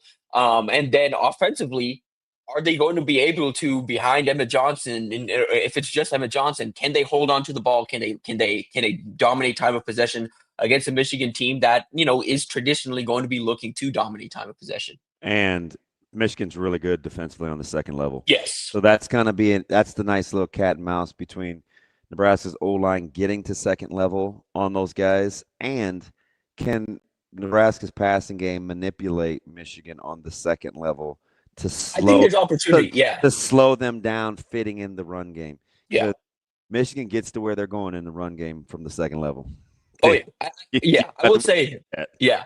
I do think Dana, like watching that Oklahoma-Michigan game, I think he's got a smile on his face looking at the open receivers running around for Michigan. I think there's an opportunity in the pass game. That's our guy, Tim VERGHESE, inside Nebraska. Great stuff as always, Tim. We'll talk to you next week. All right, appreciate you guys. Thanks, TV. Don't forget, be a little nicer to DB tomorrow so he doesn't get his feelings hurt. Hey, I'm just going to dap you up from far and let you and Steve keep going to do work. My mans are dying. Hey, it's Houston Christian. We can hang. I got time. I'm not stressing. All right, mimosa's on me, buddy. All right, Tim. We'll talk to you later. That's our guy, Tim. We love Tim. It was very businessy. Yeah, he gets dialed. And I was like, hey, okay, I know you're going to go to work. Dayton's coming in under the tunnel. Get to be the first to get the photos. He looked at me like this. He was like, "It's like good looking out." Like, that's it? Good looking out. I'm trying to, He was like almost like this one here. Go on. I was like, all right, fine, I'm going. Keep on moving. I'm leaving. If you want to help people look out for one another, make sure you get over to Big Brothers Big Sisters. It's bbbsmidlands.org. You can be a mentor. There's over 70% of their youth on the wait list are boys, so they're trying to get 60 men in 60 days to become mentors. It's bbbsmidlands.org to sign up and be a mentor today. More Hurrdat Sports Live coming up next. I think that's part of the thing maybe people worry about sometimes, that maybe they don't understand the detail that you guys go into in the match system, absolutely. right? I think they go, hey, what if I don't have anything in common with them?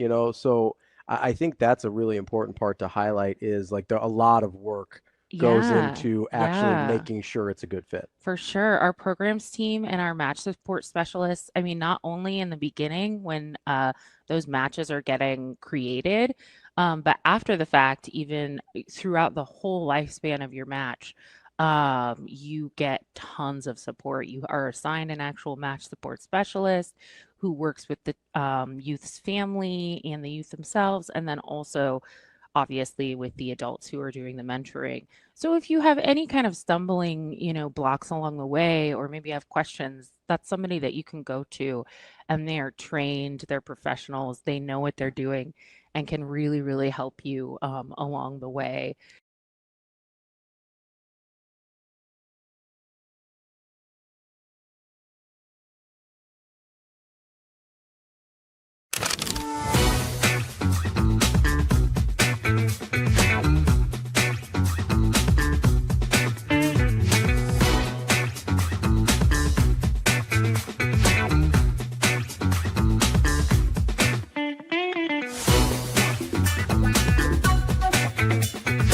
Our question of the day, Huskers wins on this season, over or under 9.5? Go Big Red, over! Have you looked at Matt Rhule, year 3? Come on. Baylor, Temple, over 10 wins? We're going 10-2, easily. I think we're going 9-3. Oh, we're going over 100% Nebraska all the way. I agree. Over 9 for sure. Because Jalen Gramstad is the best. Grandpa, he's got it. We're going to be undefeated going to College Station, Penn State. Better be a wideout. What's happening? Because the Huskers are coming, all right? Last year, they got to a bowl game. This year, it's a whole nother level. And that's getting 10 wins. Playoffs. I don't know about football. I know about beer. I'm a Hawkeye fan in disguise, so I don't comment here. I don't think they're going to hit 9 wins. I think we go 11-1 this year and go to the playoffs this year. Okay, we don't play Indiana. So, I mean, hey, 12-1, hey, that's my prediction. Over 9.5 wins. Hammer the money line. Skurs are back, baby. Skurs by 90. Let's go Big Red, huh? And remember, for the best sports book in Nebraska, be sure to visit Warhorse Casino in Lincoln and in Omaha.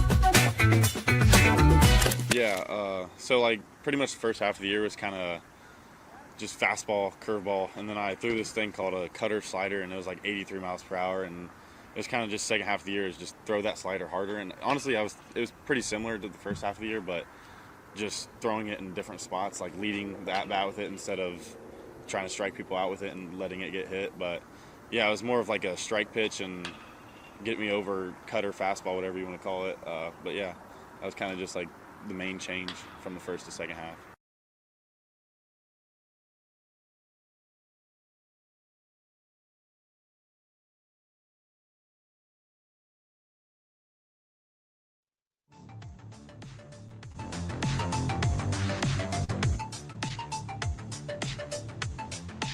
You're listening to Hurrdat Sports Live.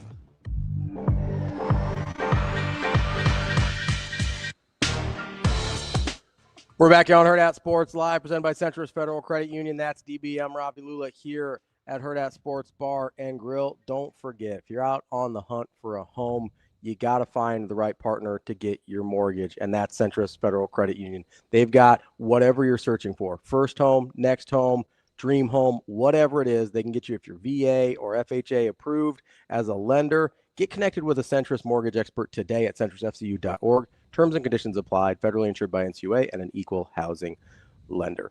DB, I was a little surprised. I wanted to bring up with Tim. We didn't get to it. That's okay. But when we were talking about sort of the development of some of these young guys or defensive linemen or, front seven-ish type guys, and I know this is where I thought you were going with McCullough, with Nebraska's not going to get the credit for it, is I'm a little stunned by how productive, at least, I know he doesn't have a ton of numbers, but how impactful Williams Winnari's been early. Yeah. Because that's a guy I thought might be a year away still. I agree. It's certainly not week 2. Yes. Right? Like, I didn't expect him to jump off the page this early. No, I agree. And I think, whether it's Winnari. McCullough's a great call, though. I didn't know what to expect from him. He's probably been their best defender. I'm shocked. Like, I really am. I mean, we, in the offseason in the spring, we were talking about developing a natural pass rusher, right? Because that was kind of, we just want a natural guy that can kind of get after the passer. And they were talking about McGahee. They were talking about maybe rushing Shavers more, like all sorts of stuff. And so the natural train of thought was, well, we'll get McCullough ready. Well, they had other plans for how they want to utilize him. And he has embraced the role. Like, he has been really good. He's been all over the place. He's sudden. He's tough. He's bought in. He's really smart. And I think at first blush, you think, like, the low-hanging fruit would be, 4-star Oklahoma. Like, this is what you expect. No, he's doing something. He's never done this before. Completely different than what he's ever been asked to do. And he's flourishing. And he's just adding to the repertoire for next level. Like I said, you have to get inside the details for, giving credit where credit is due. Because he has some too. Like, he's taken on the teaching. He's embraced the new roles. He's added the good weight. He's bought into the nutrition. And it's changed his game. I mean, he's becoming a pretty complete player. It seems like we say that a lot. We say that a lot. Oh, he's added good weight. He's added good weight. It seems like the only guys that haven't are the guys that have been injured. Yeah. Right? And it can get to you. Yeah, and it can get away from you. Like, I get it. But anytime, like, you really have to change the way that you eat if you can't be active from a cardio standpoint. Yeah, it's hard. You just don't get the heart rate up enough. Yeah. Right.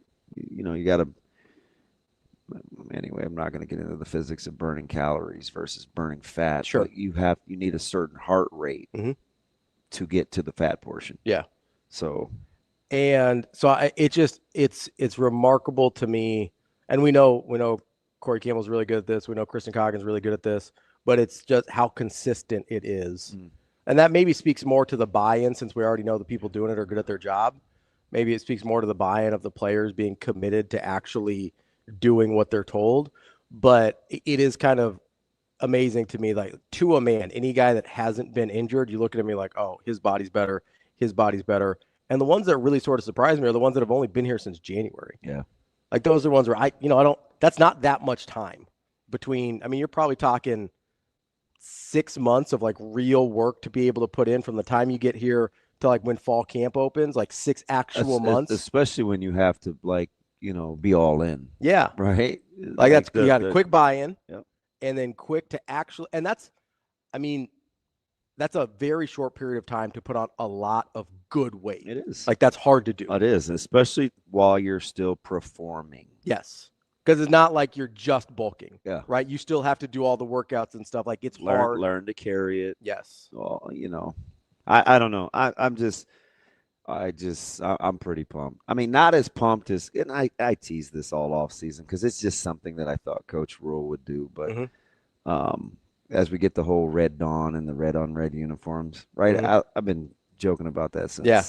Well, you had the red moon, you got to watch out. Well, this was like the recruiting special. Yeah. I was like, I can't wait for them to wear all pink against like Houston Christian, and you guys tell me that it's a uniform. It's the alternate uniforms, right? Oh. You remember those days, like for like 5 months, you knew it was going to be something for this game because you talk about intentionality. Yeah.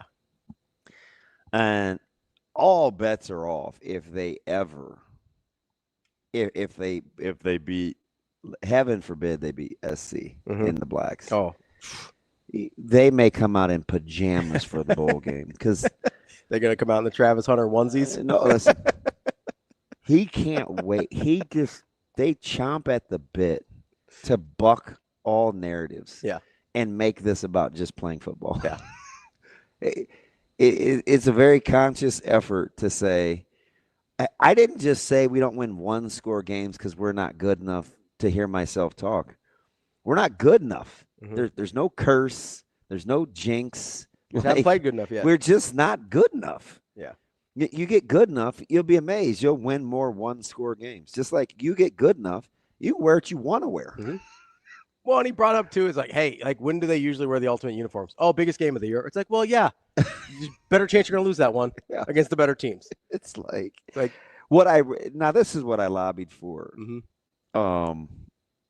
This is right after Valentine. Well, anyway, what I really wanted for this game was to flip the script and see if you could pay a little extra for Houston Christian so you could wear a Waze.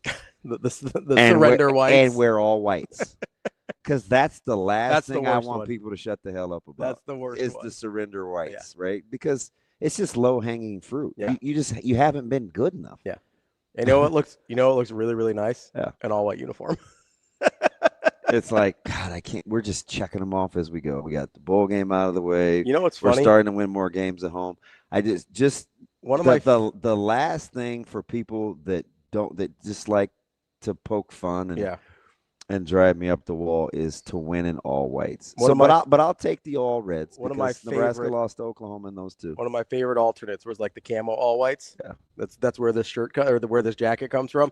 I want those to come back. Selfishly, they look cool. I want them. A couple months ago, I joked with him about all pinks. Yeah, and he's like, something like that.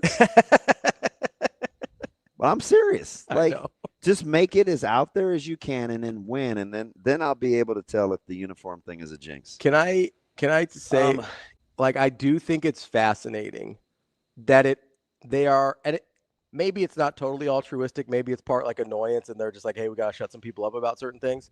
But it does almost feel like they're intentionally going through the checklist of all the emotional baggage. Yeah, right. They're like, hey. And again, I don't know if it's to shut people up or I don't know if it's to like actually be healing, but it can be both, right? Because it does seem like they're like, hey, 1-score games, got that checked off the list.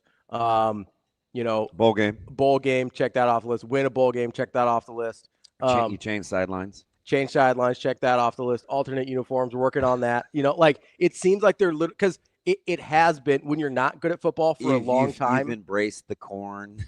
The ag state. Yes. You've made it cool. You're like, oh, it's too hard to recruit here. It's like, no, it's not. We got this. It's fine. And they're like, oh, well, the 5-star quarterback only came here because his dad came here. It's like, okay, how about the 5-star DN that we just took from Missouri? How's that sound? Is that okay? What about the 4-star linebacker that was committed to the SEC? Yeah. What about all these other, they're just going down the list. And I appreciate whether it's to be petty or whether it's to be healing. I think it has the same effect. regardless of their intention. I do appreciate the fact they're like, hey, we understand that all this exists and we're getting rid of it. We got to clean out the house. It's just I don't know, man. It's fun now. Now talk to me in a couple weeks. I'll tell you how fun it is. Yeah, we'll see how it goes.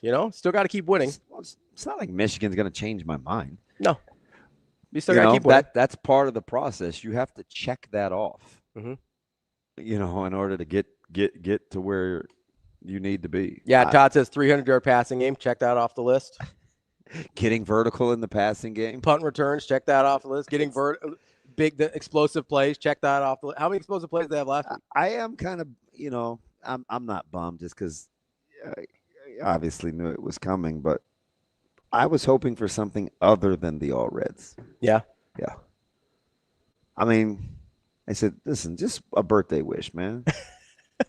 It's for my birthday. Can you commit to something different? Your birthday was like 6 for months one of ago. these. No, I know. I'm just keeping it a buck. I'm like, can we commit to something in a winnable game that would just blow our minds? Nah. That's kind of what he said. Like But something not like that. Like something wild. Yeah. Like Like Cam, like I threw like out the overall uniforms that people put out there. I legit said all pinks. Let's get the corn uniforms that people keep designing on AI. The bright yellow helmets with the corn cobs on them. Wasn't too much to ask for Real a big red. birthday. I don't know, pink uniforms is a stretch. I was being facetious. You just get the surrender whites and accidentally wash them with the all reds. So or what? that was a legit, I legit lobbied.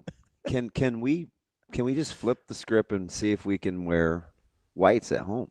Yeah. Like, hey, here's a couple extra bucks. He didn't enjoy the winnable game talk back then, but well, of course not.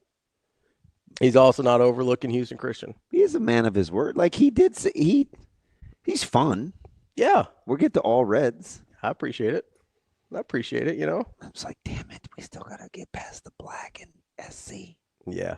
It's all right. Damn it. But now it can't be about all alternative uniforms. It can't. Or it's checking them off. You got to check off the list. Be like, hey, It's a fun challenge. what other baggage do we have, guys? Let's just go to therapy 1 week at a time. We need a top 25 win. Oh yeah, got to get a ranked win. Yeah, that's a big one. Yeah, ranked win will be a good one. Right before our very eyes, we're hammering out the backup quarterback talk because he's always the most popular person in the state. I can't believe your best player is putting up putting up really good numbers, and it's like, man, that backup quarterback looks sweet. I'm like, you have a 5-star that could be the poster child of your program. And be one of the first offensive players drafted in years in the top 2 rounds. And we're on to my man, TJ Cool as a fan, Latif. Only in Nebraska. My guy puts one stanky laying on an Akron defender, and it's all over. I ain't gonna lie, though. That was pretty nasty. I almost jumped out the booth. I looked at Cruz. I said, oh, God, he gave him a dead leg. Just because I don't remember, do we have a last drive win for a game? Oh, we got to get past that. Oh, game-winning drive. Yeah, that's on the list. Got to get the game-winning drive on the list. We're going to have to rank the level of importance for us to deal with our trauma. Yeah. Right? Because you know what we don't want? What's that? We don't want to be the people who believe the story to perpetuate that suits their dysfunction. I agree. So we got to make a checklist. Yeah. We need a game-winning drive. No, wait. So where in the pantheon? All right. I'm going to make the list. I'm going to write these down. So we need 2 100-yard backs to prove we have running back. 100-yard backs. Got it. Yeah. I think that's pretty low on the list, but I think off the top 25 win. Yep. So I need Michigan to take care of Central Michigan this week, so we get that checked off next week. Game-winning drive. Yeah. How late does it have to be? Because it's going to be like, if we do one with like 2 minutes left, we'll be like, oh, that wasn't a game-winning drive. I think. Do we need to be under 2 minutes? I kind of want to count Cincinnati because they held off a potential game-winning drive. That's a different thing, though.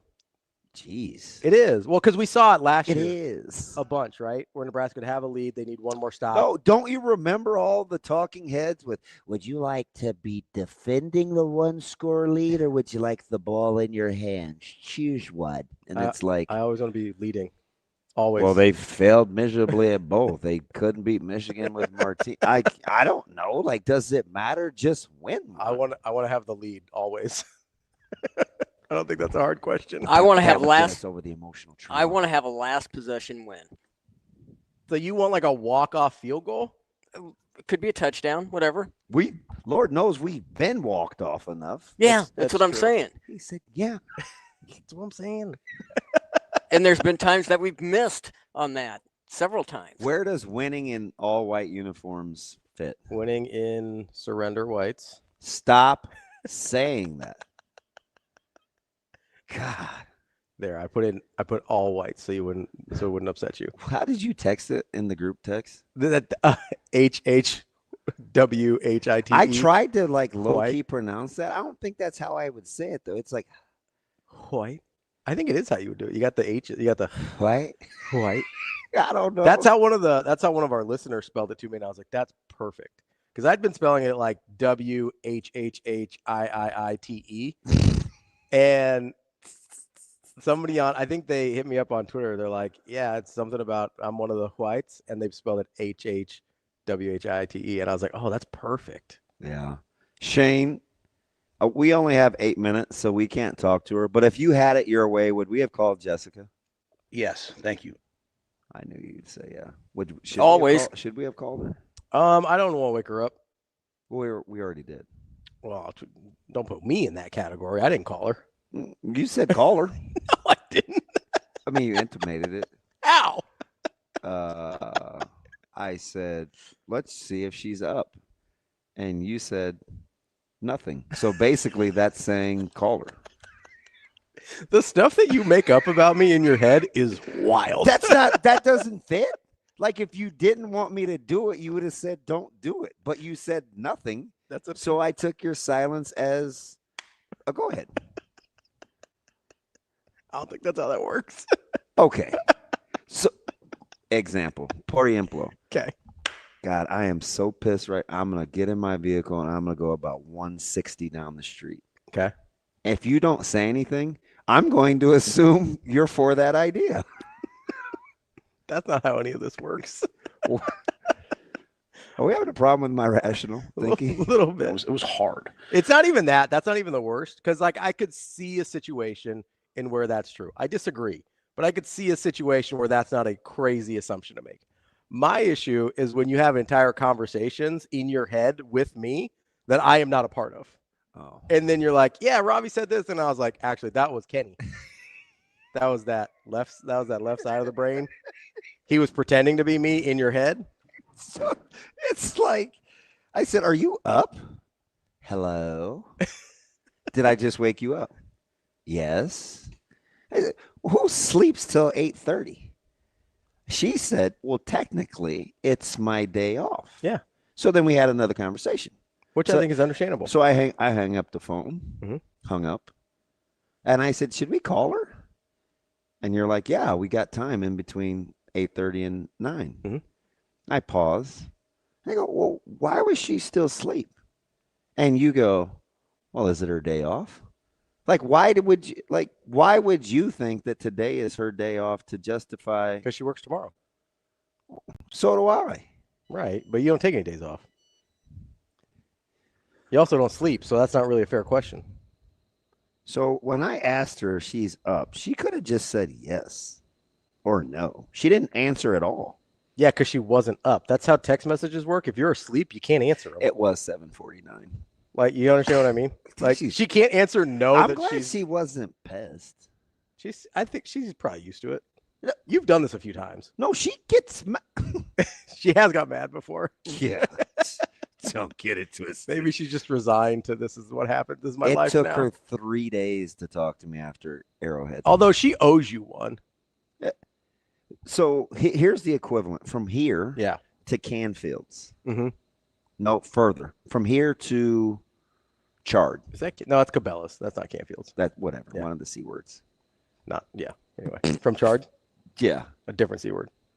You and I walked together. Okay. She said 0 words to me. That's kind of a long walk. Just the two of us. Awkward. She's capable of getting mad. That's awkward. That's super awkward. She's mad. Well, it happens. I do think she owes you one, though. She did you dirty on the TikToks. I didn't even know what that was. Yeah. That's foul.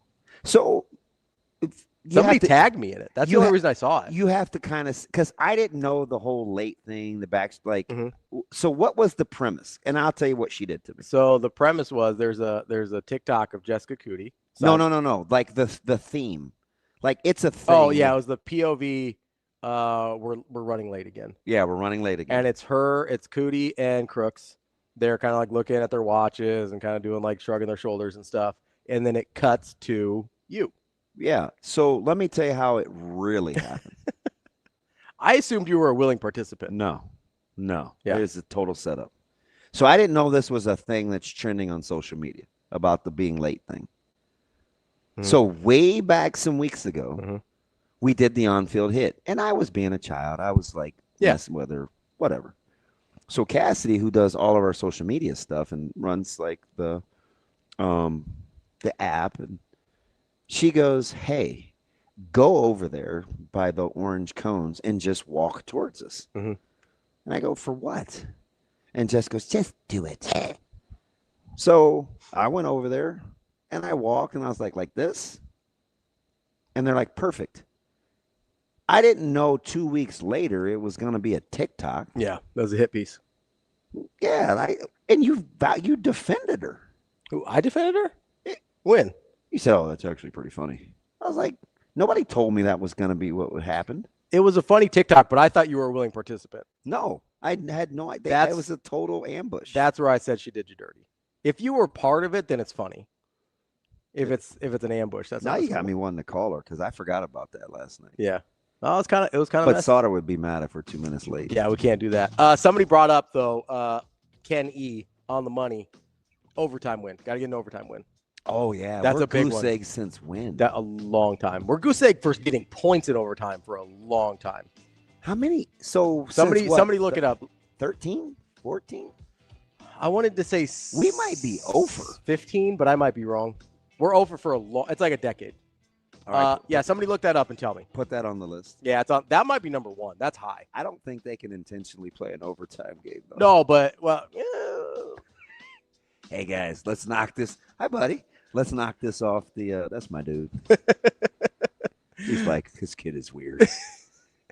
That girl is poison. No, Belle Biv DeVoe. Not a big Belle Biv DeVoe guy. That seems like right up your alley. I was glad to get rid of Johnny Gill, but I was not a huge. Although When Will I See You Smile Again was the jam. Oh, that's a good one. Yeah.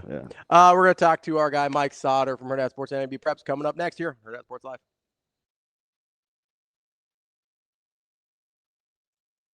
You know, I think that's part of the thing maybe people worry about sometimes, that maybe they don't understand the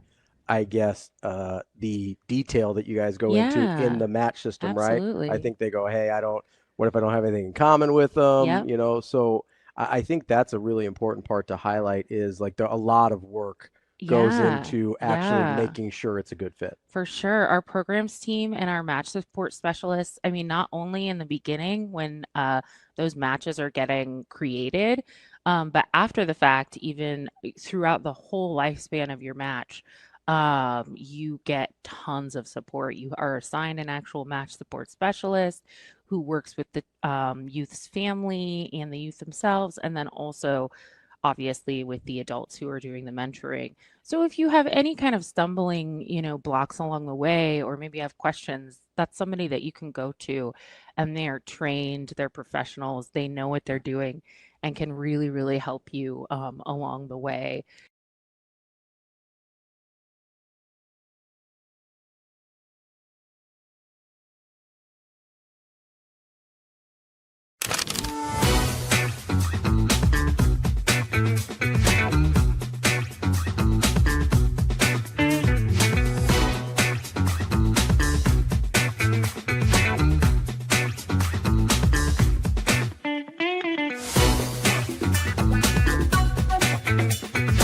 Our question of the day, Huskers wins on this season, over or under 9.5? Go Big Red, over! Have you looked at Matt Rhule year 3? Come on. Baylor, Temple, over 10 wins. We're going 10-2 easily. I think we're going 9-3. Oh, we're going over 100% Nebraska all the way. I agree.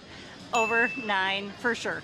Because Solid. Jalen Graham's dad is the best. Grandpa, he's got it. We're going to be undefeated going to College Station, Penn State. Better be a whiteout. What's happening? Because the Huskers are coming, all right? Last year, they got to bowl game. This year, it's a whole nother level, and that's getting 10 wins. Playoffs. I don't know about football. I know about beer. I'm a Hawkeye fan in disguise, so I don't comment here. I don't think they're going to hit 9 wins. I think we go 11-1 this year and go to the playoffs this year. Okay, we don't play Indiana. So, I mean, hey, 12-1, hey, that's my prediction. Over 9.5 wins. Hammer the money line. Skurs are back, baby. Skurs by 90. Let's go Big Red, huh? And remember, for the best sports book in Nebraska, be sure to visit Warhorse Casino in Lincoln and in Omaha.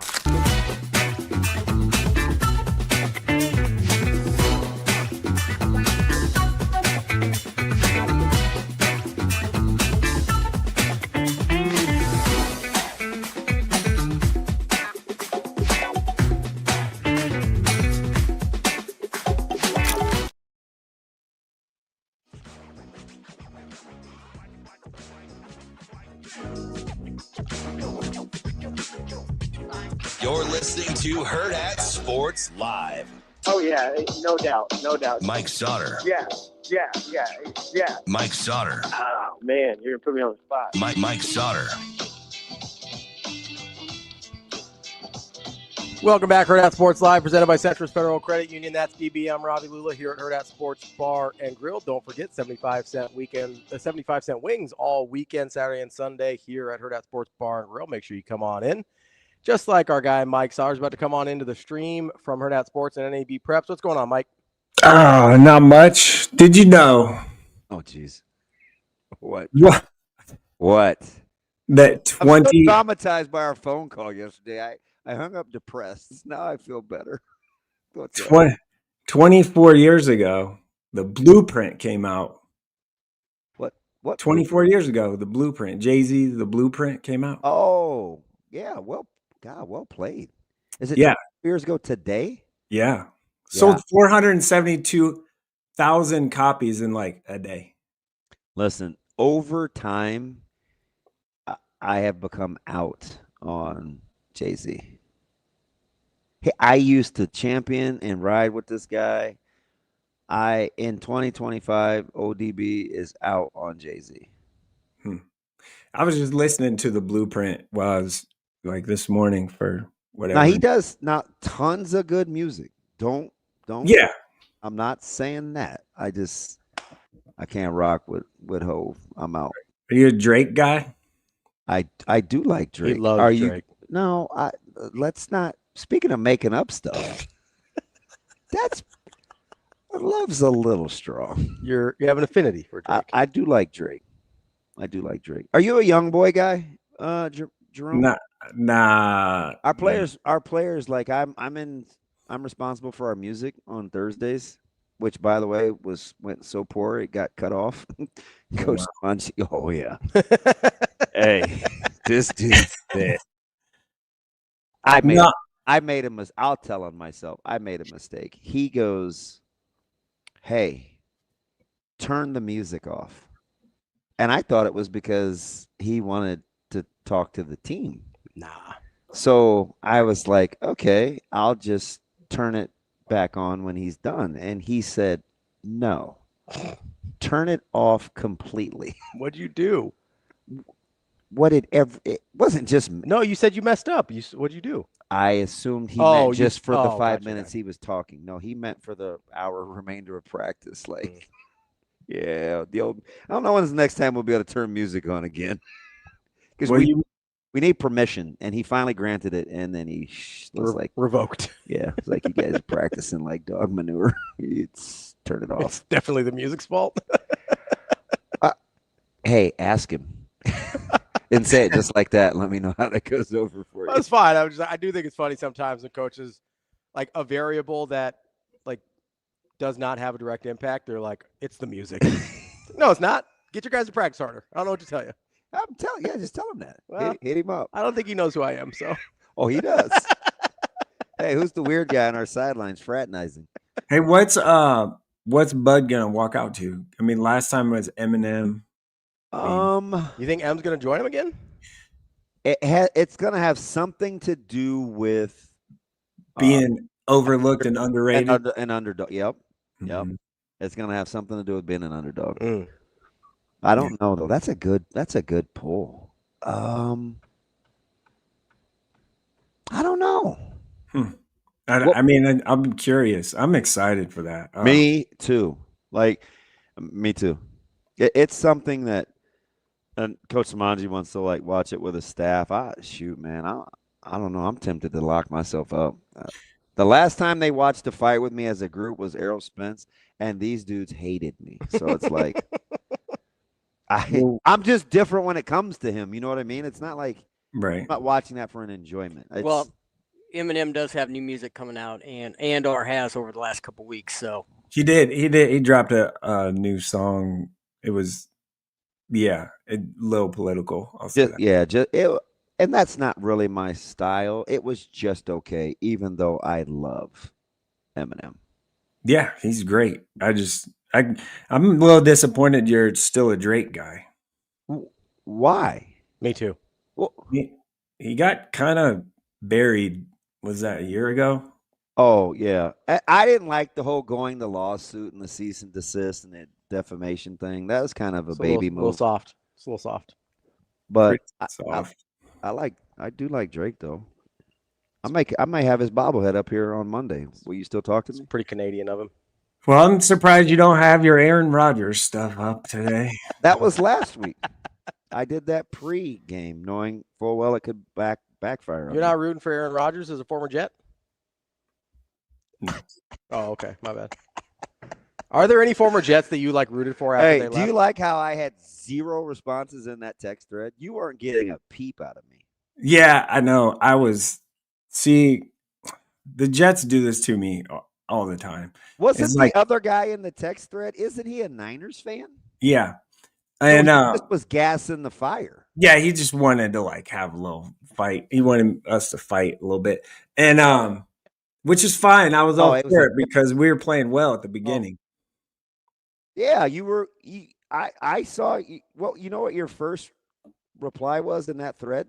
Shoving it up their keister. Yep. Except you did not say keister. I was like, "Ooh, I'm gonna have to put the phone down." Yeah, because we did, and that's what we're gonna have to do. And now we play the Bills. The Jets may be pretty good offensively, though. Pretty good, run the ball a lot. Good. It effective. Who cares how you skin the cat?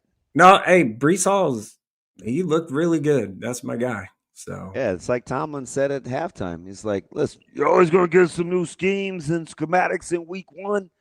We just need to tackle." I said, "You're damn right. You will." Yeah, and we need to not do what 99.9% of people are able to do is return a kickoff in the NFL without fumbling the ball. Who does that? No, but that never happens in the NFL. Ever happens in the NFL. We saw a lot of rarities. We saw Derrick Henry fumble in crunch time. Hey, by the way, your little friend, your partner in crime, our buddy, his Packers are going to be pretty good. They're pretty good. They're that's a good football team. They're pretty I good. played the wrong.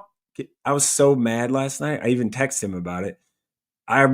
So I do daily fantasy like DraftKings a lot, and I played 2 plays last night, and I had Tucker Kraft in both of them, and then I went back and changed it and took him out of both lineups, and I was so mad. Why? What was the?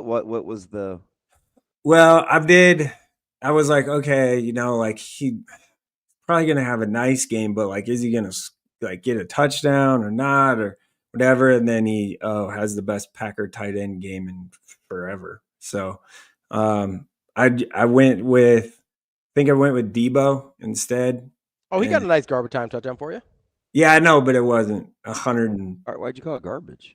They all matter. They weren't gonna win. I said garbage time, not garbage touchdown. It's the difference. Did you not lay the 3.5? Nothing garbagey about it. I mean, it went from 17 to 9. So what's the difference there? You and your pragmatism. We're not close to the number on either of those. The Packers defense, though, is very legit. Yeah, they're legit. It is, yeah. Hey, so Ken E has got something interesting that I also wish. He said Bud should come out to the Husker prayer.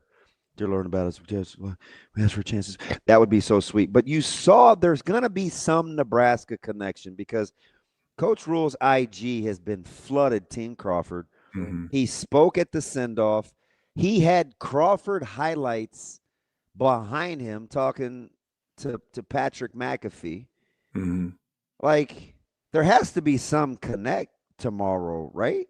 Do you think Coach Rhule can make it? He can make it to Vegas in time. He can, for sure. Not to put his business out in the streets, but it is his wife's birthday too. So it's got some dilemmas. That might be a deal breaker. Yeah, I mean he easily could gas the plane up. I was gonna say he does have Michigan on the horizon too. So yeah, I mean but it's Julie's birthday, not the. Time-wise, he could probably make it out there. I don't know if practically that's a... You Cyndi Lauper? Time-wise? What? He could make it. He could definitely get on that private jet and make it out there easily in time. Yeah.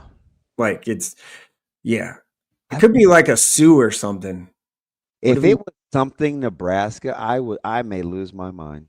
Hey, you could come over to our mutual friend's house, Damon.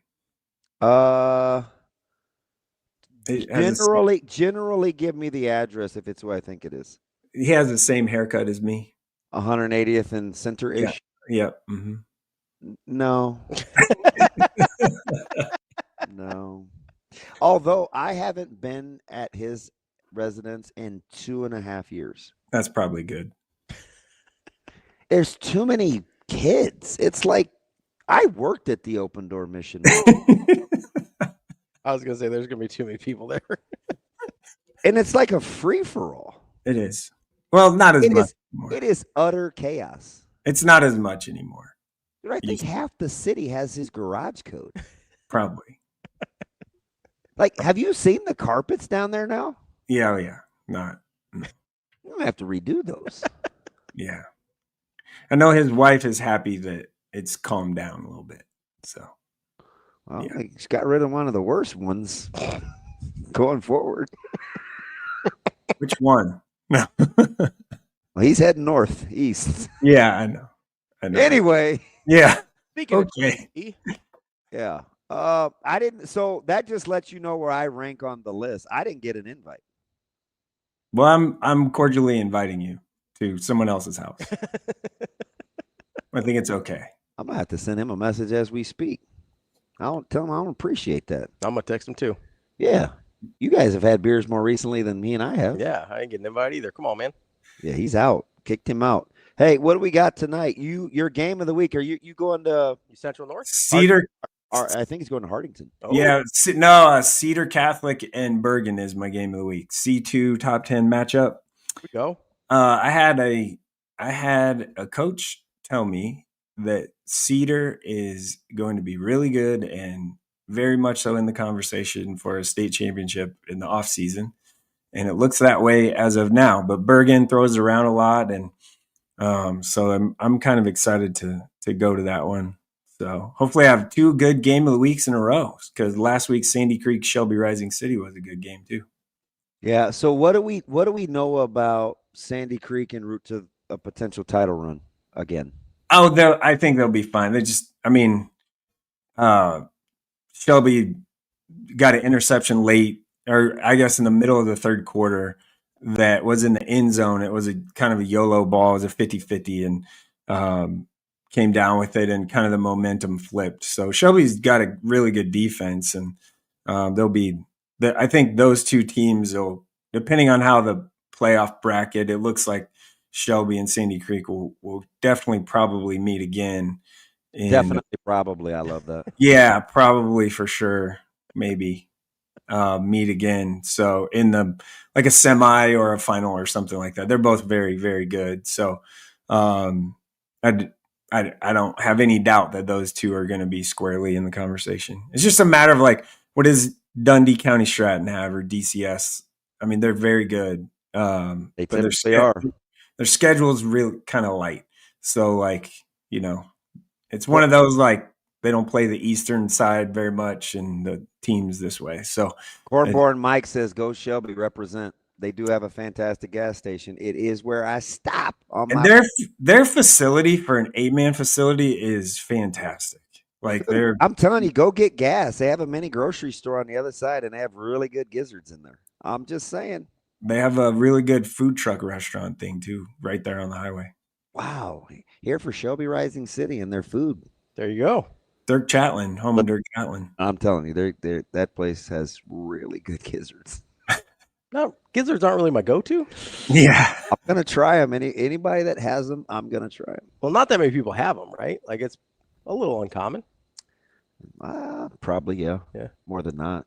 No Central North on the old poll this week. But what do you think happens when the Vikings meet the Eagles? Well, a lot more security is going to happen from a fan perspective. So that's positive. Compared to the last time 2 years ago they played there, it was a show.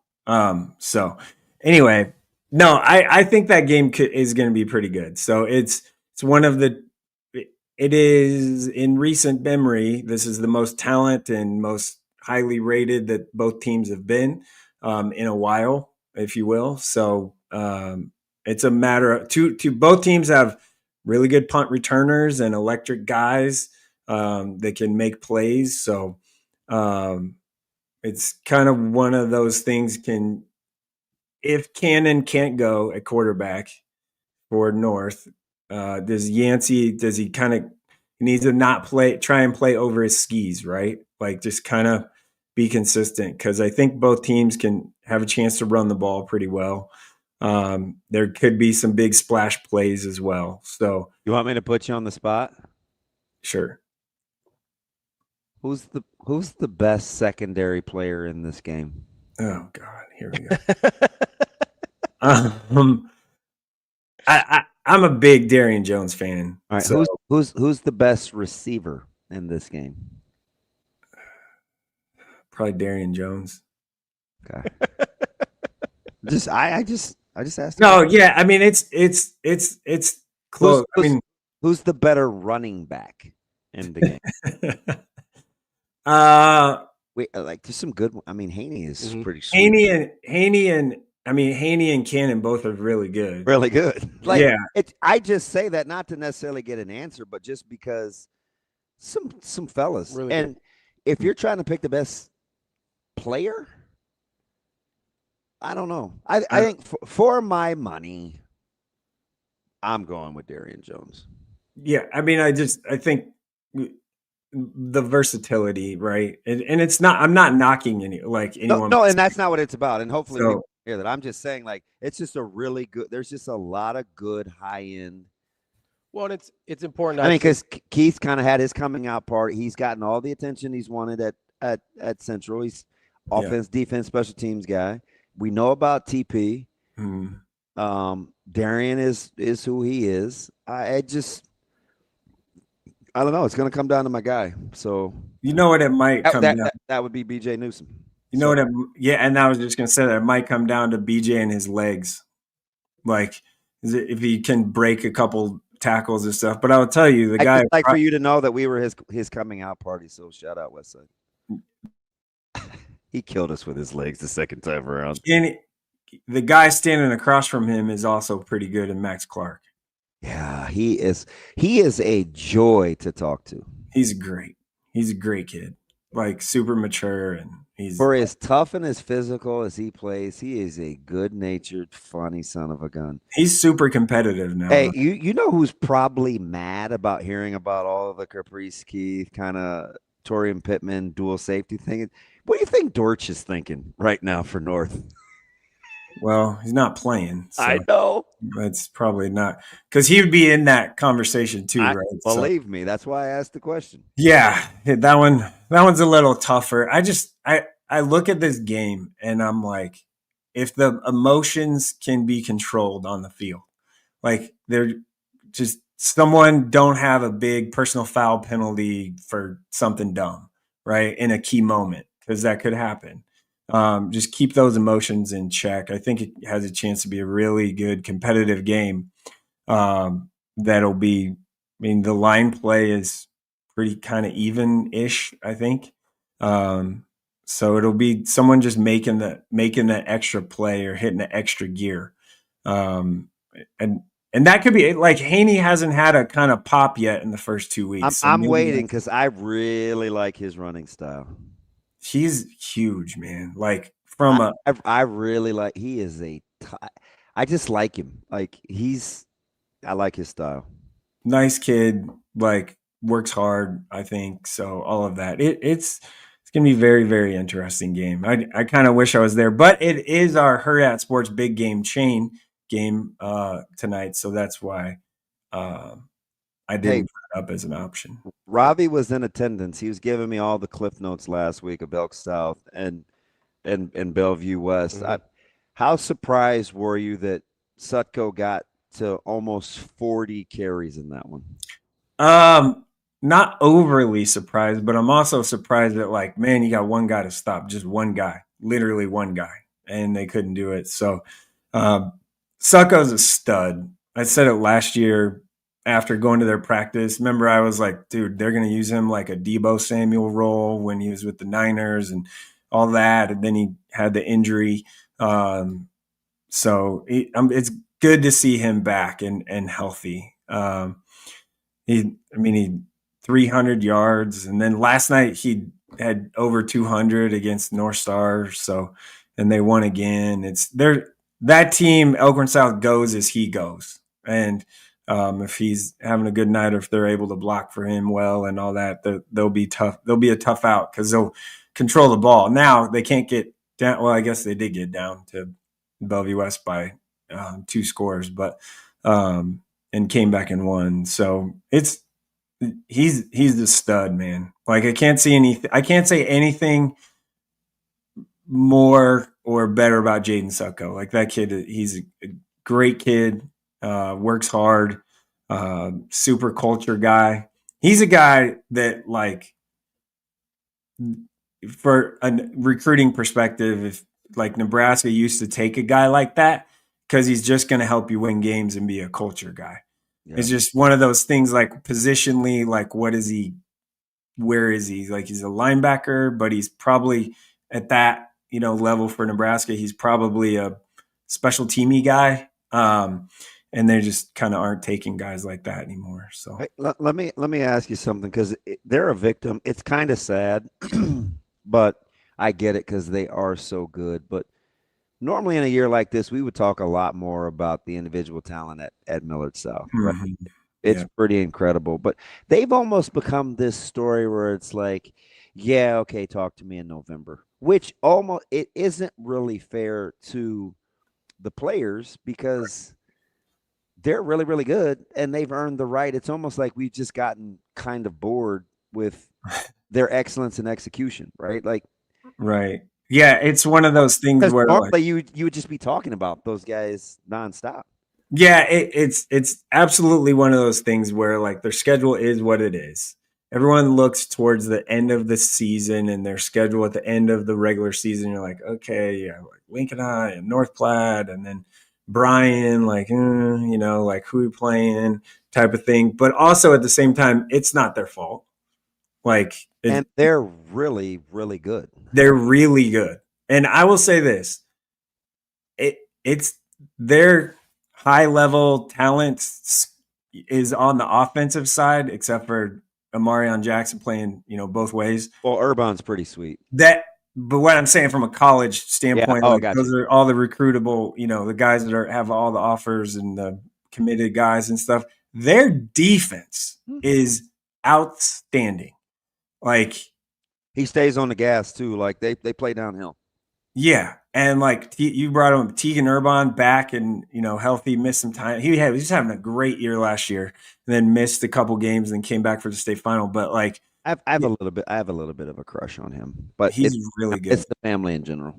He's a really good player, and their defense is just lights out. I mean, it's moving the ball against those guys is going to be hard, and even their backup guys. I mean, okay, they've given up 7 points in 2 weeks, and it might be one of those things where it's a historical defensive thing if they can run through this schedule like they should, or the expectation is. Going to Kearney today, like that one's a little like, the travel piece, but shoot, they went to Las Vegas and won. So I don't know if that's it. And if you're in the Kearney area, like go watch them. Like just go watch them. Let me ask you something. Who do you think you know more about? And maybe the tonight will solve it. I'm going to give you 3 teams. Papio South in the loss last week, which I think they should be pretty good. I have to go back. I have to get one of those games out of the pool. But Papio South, Lincoln Southeast, Creighton Prep. Yeah, I knew when you started this question, I knew you were going to ask me about 2 of those teams for sure. Papio South, I think we know kind of what they are. One, Grant Beckenauer just doing everything for them is phenomenal. Quarterback, safety, punter, name it all. And the one key for them, it's a small little thing, but Sam Dolphins, their snapper, is really good. How much for them to have gotten over the hump? Did they need last week? I think playing quietly, that was a really good win for their opponent. Yeah, that was kind of a litmus test game for me. I think playing North close like that and not getting kind of deflated or whatever is probably a positive for Papio South. And Jones is a really good back. They're going to lean on him a lot. He's pretty. I think, and I also think like they had some, like in our 7-on-7 tournament, they had success there, and like that helped. And their defense is playing a lot better, and I feel like the culture piece is kind of flipped a little bit there too. Because I think it's one of those 3 teams that emerges in the middle of the pack. That's why I ask about these 3 teams. Yeah, and tonight, is a huge kind of let's see where we're at with Prep and Southeast, because they're in that tier of like, can they be, in that upper kind of 3, 4, 5 conversation? Both of them are. Yeah. So you have, and that matchup is just kind of pretty even if you look at player wise. It should be a fast played game, right? Yeah. Both teams like to run the ball. Angelo Walker's been a stud for Prep. Dude, he is. I have a lot of respect. He's and I've said this about a couple of other. I like the way he goes about his business. He's also playing 2 years ago. I thought he was really going to be the dude. Last year he kind of split, and then they moved him out and they threw it to him a little. And I shook his hand after the game at Northwest, and I'm just like, hey man, like you're balanced, you're running. Like I appreciate how he goes to work. I'd like to see some good things happen for him. He's playing 2 ways too a little bit. So he's playing a little bit of outside linebacker for Prep too. But Jack Lammers had a nice year. Gavin Sem, the quarterback at Southeast, professor, that's Aaron's son, who's really, really smart player at quarterback. Yeah. And he kind of matured physically. He's got taller, bigger when I went to their practice. Healthy for once too. Right. And the thing with Southeast, their linebackers are very good. Applegate is obvious. Nate Applegate is obviously a good player, but Trey O'Hara and Caden Ward are 2 other big kind of good-looking linebackers from just off the hoof. But one thing, Southeast has had a playmaker in Mason Meta at wide receiver so far this year. I would look for Vinny Saul, who's a long kind of athletic corner for Prep, to kind of maybe shadow him a little bit, because Mason's a little not. He's put together back-to-back weeks in their secondary too for Prep. Right. So that's a matchup within kind of that doesn't get talked about. You don't normally talk about the corner versus this receiver in high school. So I think that's a pretty good matchup there. So I think it's maybe evenly matched. It'll be, it's in Lincoln. That I don't know if that matters a ton. But that one will tell us a lot about like who, if Prep is ready to take that jump, or if Southeast. There's a couple of separator games, right? Central North. Right.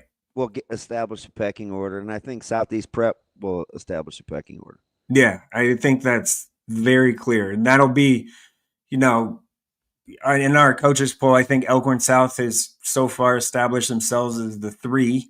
And then now we're playing like, okay, who's that fourth team that could be the semifinalist team that is good enough? It's super early in the season, but who's that fourth kind of group? And I'll say this, and their record might be not great by the end of the year, but I think Bellevue West. I was going to ask you about them. I was talking to Ravi about them last week. Are they hard to kind of make out? Like, you saw them live. I didn't think they were hard to make out. I thought their offense really struggled to find like a pretty established rhythm. Whether that was like they're very dependent on, I thought, Johnson making a big play in the passing game. But he's going to be pretty good, isn't he? He had 3 catches for 138 yards and 2 touchdowns last night in about, a quarter and a half, probably. He was pretty good on I thought both sides. He's made some tough catches. So that's the thing, is all of his catches are highly contested. Like I don't think Anderson does him favors all the time in where he puts the ball. And so I think that Johnson has to go out and make some plays there. But it felt like Anderson was kind of coming out of stuff really early when he was getting pressured a little bit. And I don't know, like, it's really hard to sustain drives in an offense that way on a consistent basis. Yeah, 3 out of his first 4 weeks, boy, that schedule didn't do Coach Huffman any favors. No, and if they play, if they can stay healthy all year, I think they'll be fine. I think that's a team that kind of like, hey, they're 1-2 right now, but the game against North, I think it's week 6, will be huge for them from a playoff seeding standpoint kind of thing. So it's just a matter of like, if they get to the playoffs and have the right matchup, they could kind of make things a little cattywampus there. So get a little out of order. Sautter, real quick, last thing here from me. Terrific word choice. I asked DB this earlier. Hey, Timo said he didn't think I remembered where he lived, but I'm welcome anytime. There you go. Who scores more points this week, Westside or Nebraska? Oh boy. Nebraska will probably play all 37 in-state kids or whatever it is that played last week. I don't know. They got any more that they can play? Did everybody get in the game last week? I thought there were like 2 or 3 that didn't play. Okay. I can't remember the names that were healthy that didn't play. Yeah. So, more points. Oh boy. I don't appreciate. Probably Nebraska. I don't appreciate the question. I think it's a good question. I think it's a good question. All right. Sautter, appreciate the time as always. Enjoy your game of the week. Yeah, Bergen. It's just Fremont. It's like right around the corner. Yeah, that's not a bad drive at all. It's like 20 minutes. Yeah, not a big deal. 20. My house? 25. Okay. Well, DB thinks you can get to Grand Island in under 2 hours. So no. Yes, you can't get to Grand Island in under 2 hours. How fast are you driving? That's what I asked. And that your friends at the Nebraska Department of Transportation would not appreciate you driving that fast. He's got a seatbelt on though. We know that. Click. Make sure it clicks. 82 cruise control. As long as 82. I'm an 80 guy. Sometimes 81. Rule of thumb is they typically give you 7 MPHs. I'm a 80. Yeah, 2 hours to what part of Grand Island? Like the east entrance, the second exit. I think it's 10. The second exit where you go to Hastings? Yeah. 2 hours. Damn. No, he said $1.45. No way. $1.47. Yeah. Sorry. I would love to see this. There's no way. We're gonna have a DB cannonball run. It ain't Herculean. Dude, I made it to Lincoln in 29 minutes. It ain't Herculean. We're gonna shit. 29 minutes. We're gonna end this interview before DB incriminates himself anymore. I'm not even being outrageous. You driving him. I'm not even gonna preface it. Ask VRZAL. Just say, hey, listen. That's probably the wrong guy to ask. He's in a 1912 Bronco. It ain't like it's nice though. It's red and black. Knight Rider. It's got the black wheels on it. It's nice. He's driving Kit to Grand Island. Well, you're driving a Corvette or something. Gonna get there. What'd you say? You can get to Aurora in an hour and 45. Yeah, I went to that Love gas station to get my dog. It's about right. Yeah, Aurora in an I hour. used to go that way to Central City, but I go a different way now. I go just 92. Yep. Yeah, that's the way I went when I went to practice. That's why I bumped into the gas station at Shelby Rising City, baby. Hey, there's in Osceola though. There's that Casey's there is nice, and the Legion's nice. I get plenty of Casey's here. That's fine. I know the Legion in Osceola is like the spot there. All right, Mike, enjoy your trip to Western Nebraska to Fremont this week, and we'll talk to you later. Yeah, bye. Got to take a quick break here, like a minute, Shane. Then we got to get to some picks. It's time for Bet On It, brought to you by Warhorse Sportsbook. More Hurrdat Sports Live coming up next.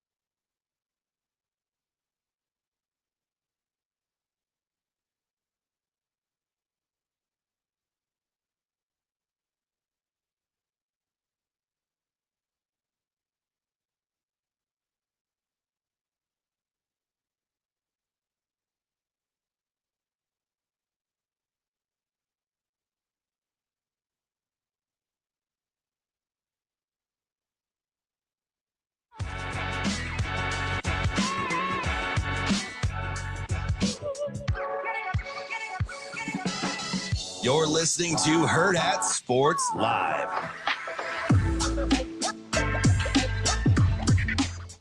Welcome back, Hurrdat Sports Live, presented by Central Federal Credit Union. That's DBM Ravi Lulla here at Hurrdat Sports Bar and Grill.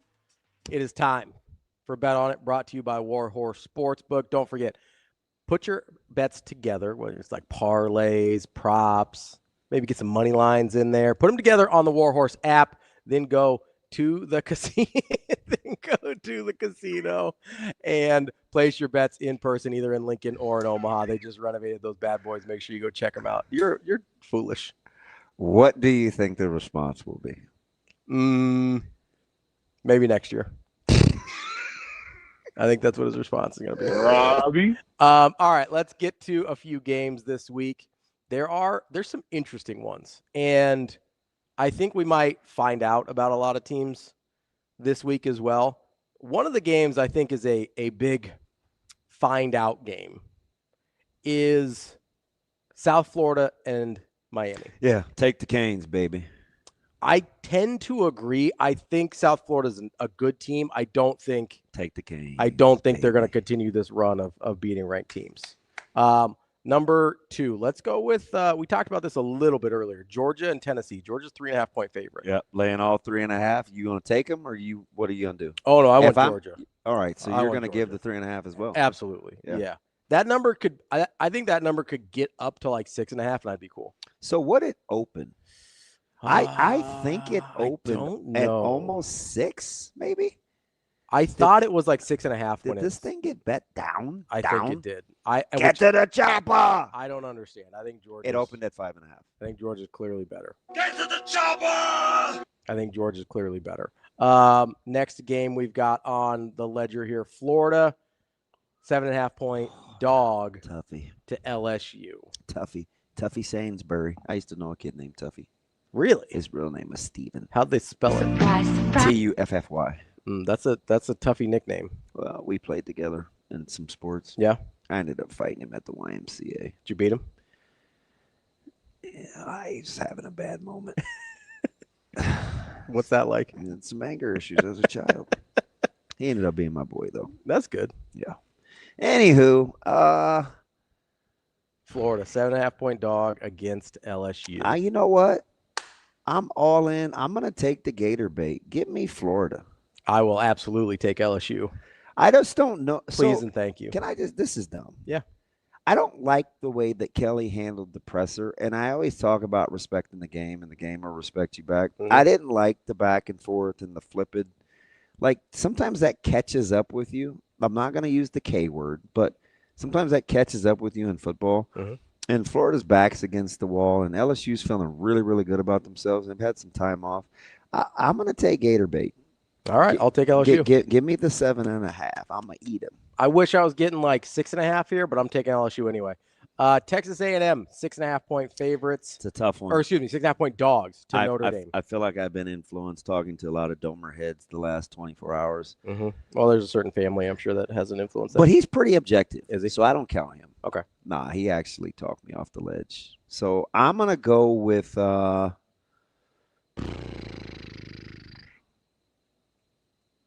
going to take the Domers. I am as well. Their season's on the line. They have to get this one. Whoa, week 2 season on the line. Is. I mean, they don't make the playoffs. Week 2 for them. Yeah. If they don't win this game, they don't make the playoffs. Like, this is their season. They have to win this game. Yeah, I'll take the Domers. Vandy, 3.5-point dog to South Carolina. I love the line, man. Tricky spot, pretty precarious. South Carolina's been pedestrian offensively. Their special teams has pedestrian been good. is generous. That they've been bad. Pavia will have them ready. They should have played my man Dom Rizak in closing time last week. I'm so mad. Big semisonic time. Closing time.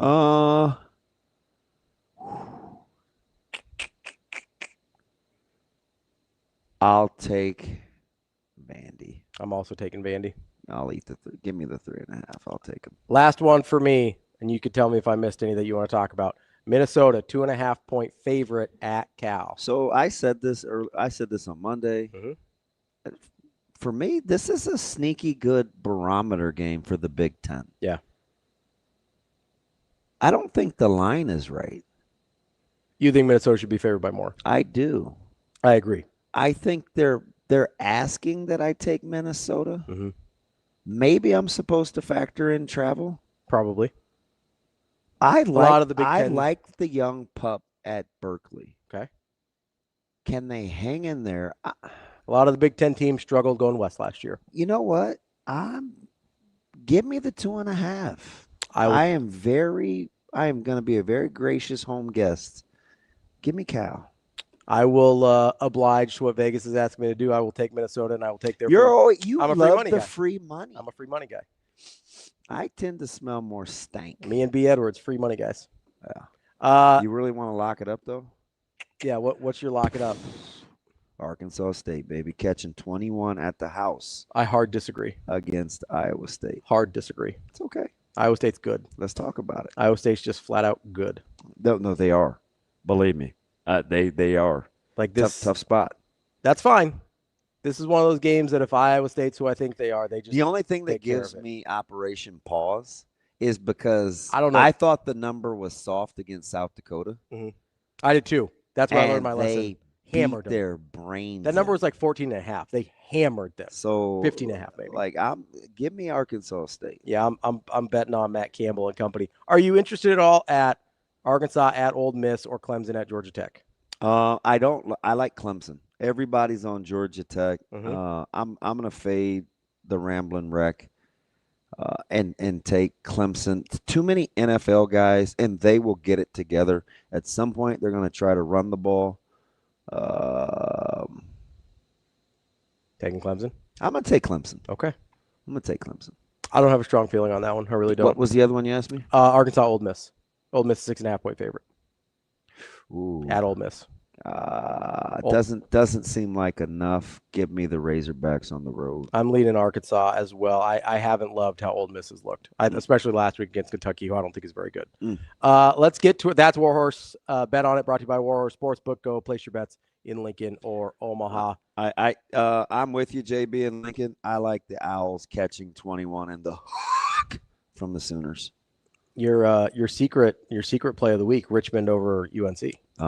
Hey, mortgage, lock, stock, and barrel. Take the Spiders; they bite. Let's get to our guy Matt VRZAL, former Husker, owner of Pisons. Verz, how we doing this morning? What is up, fuckers? Matty, how we doing, babe? I will book your bet and take the Sooners. You like the 21.5? Shit. You're a big. They're gonna win that thing by 35. You're a big Hey, they look fantastic up front, don't they? Because and guess who doesn't have that? Temple. God, they beat Michigan's head in. Like that score should have been much worse. And guess what? Guess who ain't gonna let them think they're good? Brett Venables, because he's tired of getting his ass kicked. Hey, I got a question. We're gonna get this out of the way. So we're talking about traveling west and whatever. And I said, man, I get to Grand Island, hour 45, hour 46, maybe hour 47. These people are looking at me like I'm Al Unser, right? Like I'm speeding and sheriffs are going to be all over me. I'm like, you don't have to speed to get to GI in an hour 45, man, hour 40. Fact or fiction, Maddie? Fact or fiction? You're going a little slow. See? Thank you. I mean, if you now there is a caveat to this. Okay. See? It's when you like Lincoln or Omaha to Lincoln, like 30-minute trip, 35-minute trip. The easy rules, 75 is the speed limit. The popo will tell you 8 you're great, 9 you're mine. So you're sitting at 83 miles an hour. Yeah. Cruise control sets. You're half hour to Omaha. GI ain't but 88 miles from Omaha or from Lincoln. So now here's your other thing though. You gotta hope that shit show on the west side of Lincoln ain't bad with dumbasses driving. Oh, the part that's like 65 for a little bit and it sneaks up on you? Semis. It is just a breeding ground for left laners. The people that don't know, get your slow ass in the right lane. And then semis deciding that all of a sudden they need to pass when they're all going 42 miles an hour. You're talking about the part right out where the new high school is, that little stretch, right? Yes. God, I love semi guys. You are my people. My boy Chad Detloff drives them things. Dude, Detloff drives a big rig? Yeah. I'm like, you keep your ass in the right till that all clears, and we'll make this real easy on you. Because you got to get pissed off when somebody comes up a Helen, and you're trying to change lanes, and they ain't respecting you. So just hang tight, get past all the turnoffs, and then hammer down. But yeah, you can Katie makes it to GI in like an hour and 25. See, I knew I wasn't. I mean, these people I drive it I said I could do it backwards. Do you guys play GI tonight? No. We haven't played them in 2 years. Well, no, we played them in the playoffs. We haven't been to their place in 2 years. Man, and if you've ever ridden with Damon, like he is a left, like he does not care which lane. He will left lane you and he will right lane you, and then he will get up on your ass. Like if you get over, and he will be right in your bumper. Oh, I've grown up since those 2 years ago, Matt. No, it was not 2 years. Stop lying. This is when we commuted to do Big Red Wrap Up. Oh yeah. And then that girl that you did that to, she tapped you, and then you got even more mad. Just don't do not lie. I forgot I had GI in the brain, not Lincoln. Yeah. No, you can get that GI. Yeah. No problem. I knew they made it seem like I was like AJ Foyt or somebody. I'm like, no, it's not that far. Who is they? Well, social media, and of course the guy sitting next to me who's trying to tell me I can't get to Kearney in less than 2:45. Like Kearney's like 2:26 without sweating. Yeah, because that's only 45 past GI. You can get that. When we went out to the reunion, I made that in 2. Well, I had a lot of girth in that truck too. Like we were full. Yeah. How'd you keep the engine intact in that thing? Did you take the Red Monster? I don't know. It ain't like you're driving Kit from Knight Rider or something. It's a big rig. Yeah, I don't drive. I drove my parents' Honda for a while. I did not like that. I did not like cars bigger than me. How'd you get in a Honda? My hips did not like it. That little bad boy ran for about 400K, and she paid off. You ain't got to worry about nothing. 400,000 miles. I think that's what they got it to. That's wild. That is, I've seen cars in the 2s, but not. Man, no way. I got to see that. And you love on a Honda, that baby will take care of you for your life. Hey, what's Be your good to it. What's your girl's name? Honda. Yeah. Nice. All right. She ain't never a cop attitude or leave you somewhere either. But yep, we're doing this. Hey, what are we looking for this week with HCU, Matty? If we're really playing against ourselves. Man, do you know? You know this? Okay, when the schedule came out, I was looking at that. I was like, "Oh shit, we're playing Holy Cross." I'm like, "That's kind of cool." So I was like talking to people, and they thought I was being like a smart ass. Like, and Friday, one guy told me, "He goes, hey man, because you know we're playing Houston Christian, right?" I was like, "Who the fuck is Houston Christian?" Like, I've never even heard of that school. I'm like, "At least I heard of Holy Cross." He goes, "Yeah." He goes, "I kind of figured out you thought you had, like, we all thought you had a shtick going, that you were doing that, and then you didn't, and you didn't really know who we were playing." I was like, "I had no clue." I was like, "I've never heard of this school." You know, you're looking, again, I think so much of this year is a mental challenge, okay? Yeah. So you've won close, you've won big against a lesser opponent. Now you have a lesser opponent, okay? So this is your perfect week to dick off in practice and not take stuff serious and do your thing. So Rhule's message that he sent at halftime was to set the tone for the week of practice. He did not leave that to the chance that it might slack off, okay? He sent them that message. You know and they know they ain't winning, okay? But you should know that if you go in there and trick that thing off, it can be a lot closer than you need it to be. And he's tired of that happening. And so he just keeps putting these little nuggets, valuable nuggets, if you want to get back to the upper echelon of college athletics, that you can go beat somebody so bad that the check isn't even worth it, okay? You can go inflict pain and damage where, yep, your university, you should be mad at your university, good sir, because they sold you out to us to get your shit kicked for a check. Yeah. And now you should, like, now you're hurt, and you're hurt legally. You just got beat up. It's part of the game. But he keeps doing these little, like, he puts these little nuggets out there, right? The other thing with the halftime deal is he's gonna hit some ears that of a dad or a guardian or, oh shit, maybe even a mom. Like, that dude don't take no shit from nobody. He didn't like the fact that he thought his guys, after that play happened, they did not react the way he wanted to. They did not get offended by that. Because you go back and you look at all the times, like, you just have to find motivation sometimes.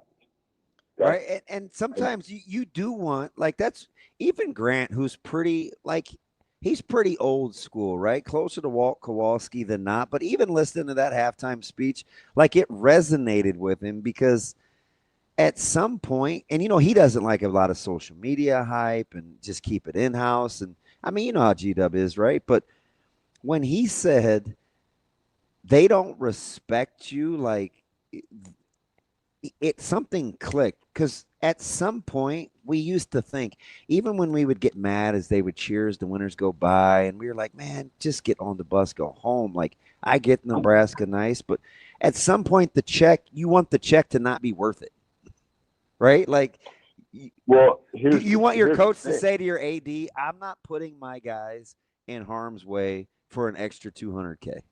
Like, I'm just not. Well, what you're saying is we can't. If we really are trying to build this program, we can't do that again. Because we got a MASH unit over here now. Like, we ain't going to be able to. I don't even know what conference Houston Christian is in. Are they in a conference? They're FCS. I don't know what conference in the FCS they are. Yeah. Perfect. Whatever our conference is, we can't do that now either. Like, we've crippled part of our season. We can't do this no more. We can't. Check ain't worth it. The juice ain't worth the squeeze, as my friend says. Hey, how about watching some of the young guys up front, man? Were you surprised at the continuity, or you just figure that's how they practice? It was fun. It's you know, I said it last week. This is what long-term sustainability needs.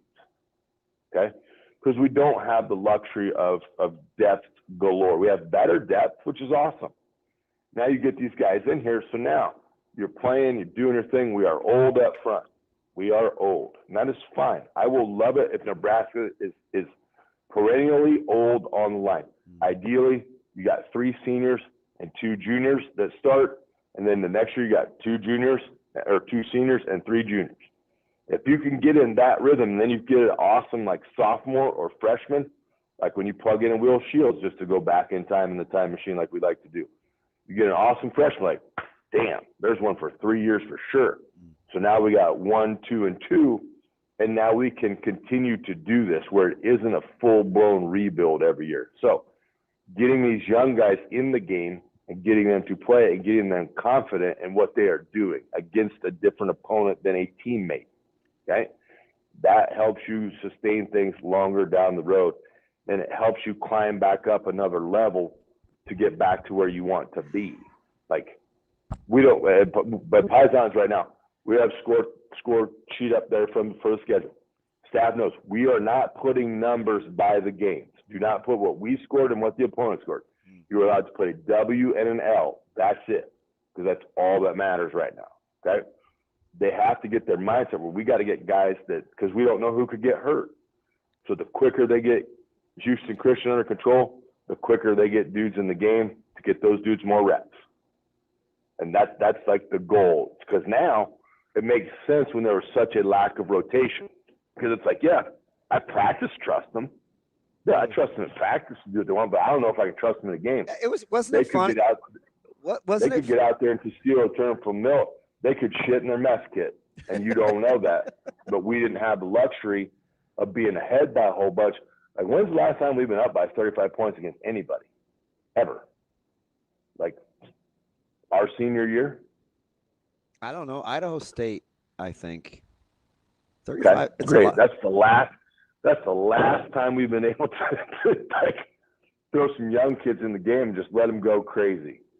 Yeah, McNeese came. They're pants up. All they've been doing is hitting each other for 2-3 years. Were you surprised to hear Coach Holgerson say out loud, I thought it was great. He goes, you know what? We just weren't going to get any better at practice. We needed a game. And I felt like that was kind of refreshing, because even though it was the opener, like, he's right. Like, you need to, and you just said it, right? You need to see it against somebody else so you know where you're at. You know what I mean? Yeah. Doesn't diminish practice, though, because you do get better. It's just for the first time, like, there's just the ceiling. But okay, that's fair. But it's a different better. The better is different. You can get better at practice every day, but guess what? You ain't winning or losing at practice. You win and lose games. Like, you got to get guys game reps. Listen, I'll tell you this, and maybe it may be true. Maybe I'm being a little bit of a dipshit, but Akron, even though Akron is not that great this year, but Akron's in a game speed is better than what they've seen in practice, because inevitably you will get to the point where you have memorized your practice opponent. Okay? And nobody, if any athlete disagrees with this, you're a liar. Because if you've played football 1 or 2 reps, you've looked at your boy across the line of scrimmage like, hey, Doug, let's calm down here a little bit, okay? Let's just back her down there, sport. We ain't winning no jobs today. Let's slow her down there, okay? I get it.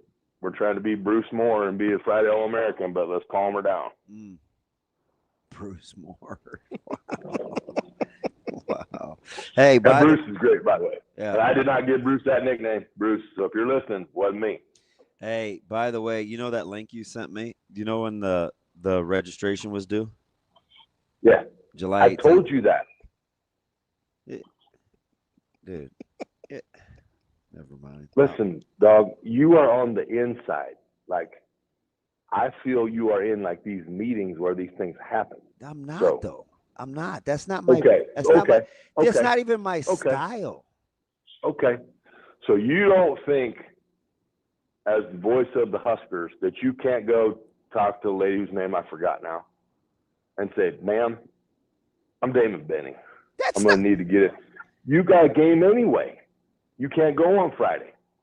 Then you got to call the Nebraska game. Like, you going to parachute out of the box and come down and hang out with us? It's not the point. Like I told you, I'll get you to the tailgate. We'll get 3 or 4 shot losers in. It'll be your best broadcast ever. Absolutely not. No. 2 or 3. No. Down the whole ice One thing again? Yeah. I have a picture of you've done it, so I don't know what the problem is. I wasn't working. What about 1 or 2? You said last week you'd do one. It's Ravi. He did. You did. Shane? You did say you'd do one. Shane. Ravi. You did say you'd do one. So what up, Shane? I don't know. I got to ask Kyle or Jess. She's the You one. ain't got to ask Kyle nothing. We'll You are. Did you forget this? What? You are Damon fucking Benning. Like, you ain't asking nobody nothing. That's so not true. Wow. Hey, is Vershawn Jackson in Las Vegas too? So he's been kind of dinged up. He's kept it super low profile. I'm going to ask him today what he's doing because he sent out a tweet a couple of weeks ago of a run that I had. So I know he's alive, but he has been super low key. But I think he's out there. I think he's in Vegas. Like, I saw a picture of him standing in what looked like Vegas. Yeah. I'll text him. Oh, man. Get ready for people watching the fight. Get ready. Hey, are you By the end of the BJ may be in the corner. BJ may be the cut man about the third round. Hey, are you closer to doing what we talked about off air or not with Les and those guys? Well, you call me when you get done. We got to discuss that. All right, I'm on it. All right, Verz. We appreciate it as always. We'll talk to you next week. Oh yeah, hey, we are closed again for lunch today. We're catering, but you fuckers have a good day. Thanks, buddy. All right. No, don't go to Pisons for lunch. They're closed. They got stuff to do. Wow. That is the week. I do want to say, go ahead and give me Bud plus 140, plus 145, whatever I it's can coming get. down too. So if you're gonna get all the plus money, get it now. Yeah, 'Cause get in closer early. to fight time. It may come I think down. that's coming down. I think the sharp money might be on our guy. Yep. All right, that's the show. That's DB. I'm Ravi Lulla. It's Hurrdat Sports Live. We'll be back on Monday. See you. Have a good day. Love you.